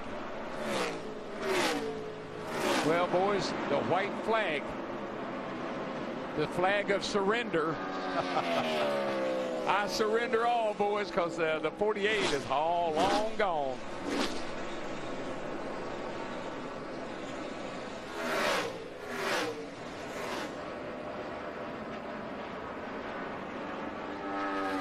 Three cars pull away: Johnson, Keselowski, and Kenseth. For the third time in the history of the All-Star race, Jimmy Johnson and the Lowe's Chevrolet are going to victory lane and $1 million. Oh, is it going to get big tonight? Woo! Yes! Great job, guys! Awesome job. Jimmy, you made my strategy easy tonight, buddy. Thank you. All that stress for nothing. Man, Mr. H, this has been a big week for you, brother. You deserve it, buddy. We love you, man.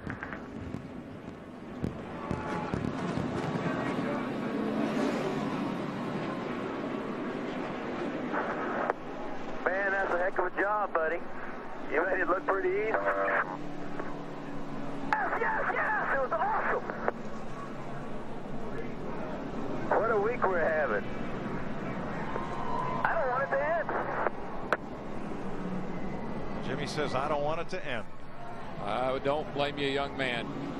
Well, we come right back here next Sunday night for the Coca-Cola 600. And I'd take that thing home and clean it up and bring it right back. The money he won for 90 laps, he made $11,348 a lap tonight. Not a bad payday. And I'd be real careful with that thing right here, right now. I don't want to damage it. Like Carl did last year. We don't want to slide her up in the wall.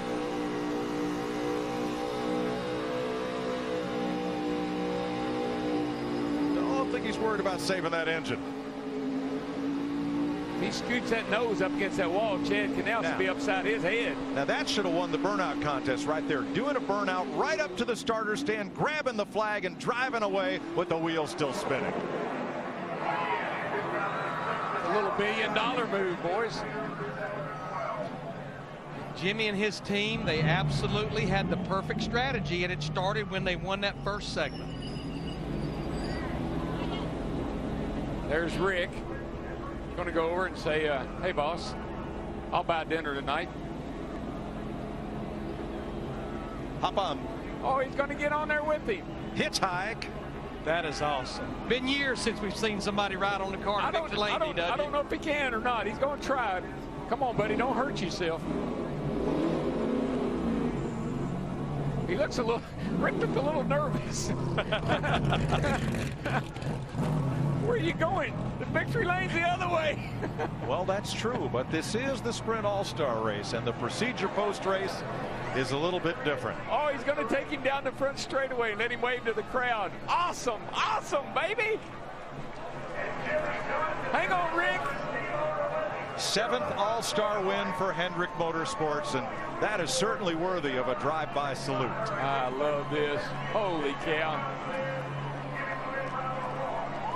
Mike, you may have said it, but he joins an elite group. Jeff Gordon and Dale Earnhardt Sr.'s 3-time winners of the Sprint All-Star race.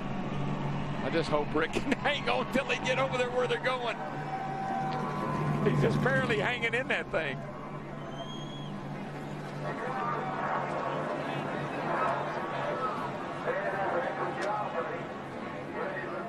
That's a moment. Can you imagine 200 wins last week? On the side of your race car. Come over here tonight. Yep. What a proud moment. Beautiful. It's beautiful. That's Chad Knaus, crew chief. Darrell, race after race, in the first 10 races, the look on Rick Hendrick's face when they couldn't get that 200 last Saturday night, now this Saturday night. I felt so bad for him at Martinsville. I mean, they had a 1-2-3 finish, got away.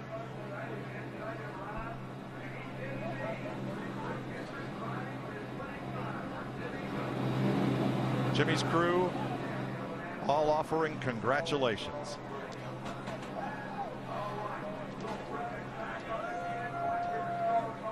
Dick Berggren. And Dale Earnhardt Jr. has been watching all of this, wishing he had been the driver. Certainly a terrific run, but how tough is it for you to run that well and still not drive it into victory lane? Well, the car was good. I want to thank all the people who donate to the Dale Jr. Foundation. I want to thank my sponsors, Diet Mountain Dew and Nascar, for giving us the opportunity this weekend to raise awareness for the foundation. And thanks Chevrolet and Sprint and NASCAR for putting on this thing. It's a lot of fun. It really is a good weekend. So fans, we had an awesome crowd here. But the race was good. You know, we really didn't adjust on our car. It was pretty quick all night, all day yesterday. Just, you know, need to start on the front row at the end, I think. Especially the big guys, as good as that 4018. But I'm proud of our effort tonight and look forward to next weekend. We got a good car. Probably bring this one back. Indeed. Watch for Dale Jr. next weekend, Matt. Absolutely an incredible drive also by Brad Keselowski in the Blue Deuce. How would you describe that final dash for the Big Cats? It's all about the restart, you know, and I was hoping we'd get a yellow and I'd get another shot at Jimmy, but like we saw all night, the high line on the restart just wouldn't go. So I don't know if I'd have been able to do anything, but I'd like another shot. But I thought I could do something with him the first few laps. I thought we might have been just a touch faster, but just wasn't meant to be. So proud of our effort, and I'm really proud of my team. I think we're a really young team that's growing and getting better every week, every day, and every hour. And this was a showing of that tonight in the All-Star race. We got beat by a 5-time champ and a 2-time All-Star winner. So, you know, I think we're doing pretty good. But I want that one more spot, man, and just didn't have enough to pull it off tonight. But we'll come back next week for a 600 with another great Miller Lite Dodge. Incredible night. Next week, one of NASCAR's crown jewel events. Mike? Thanks, Matt. Both of the first two finishers ran their fastest lap with 8 to go, and they were within 7 100ths of a second of each other. Pretty evenly matched, but yes, Chad Knaus, Jimmy Johnson had the winning strategy, had the will to win, and yes, now they've got a million reasons to celebrate.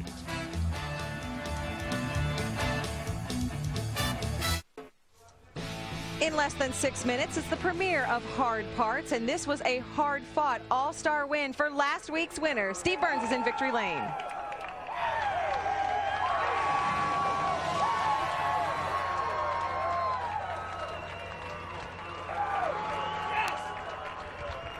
Well, Jimmy, we heard you say in the car, what a week. You didn't want it to end, or don't want it to end, we should say. No, I don't. I mean, from winning last weekend with 200th win at Darlington, and then to take the slowest team down to Bobcats Arena, win the pit crew comp, come out here tonight, and we had a strategy. We knew what would be best for our team. We weren't sure we could get there starting 6th, but this race car was so amazing. I put it up on the outside there at the start of that first heat, and let it rip around the top and got up to the lead. And then we were smart from there and made sure that we worked on the car and got it right so that we could be good at the end. And then the nicest moment that we've seen in a long time, you picked up a hitchhiker named Hendrick. I did. He said, come pick me up. And once I got to him, he didn't want the ride. I'm like, no, I came to get you. Get on the car. So it was great to take him around. I just want to thank Sprint for all of their contribution to our sport, NASCAR and the great event that they put on, Lowe's, Chevrolet. We got this great-looking race car for all the troops. What a night tonight for myself and all my fans out there. Thank you. Great job, Jimmy Johnson. Thanks, buddy. Chris Devoda.